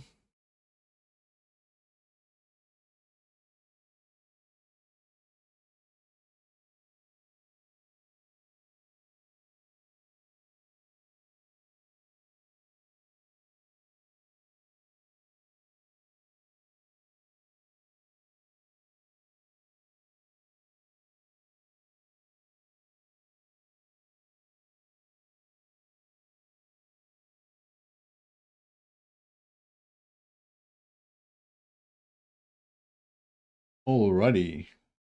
All right, nice. Okay, so we're live with the Bannerlord stream now. Yeah, you guys on the Warhammer stream can just click the link to pop over to here. Although I'll punt you over here. Hopefully it'll all work. I'll try and transfer you over automatically. See how it goes.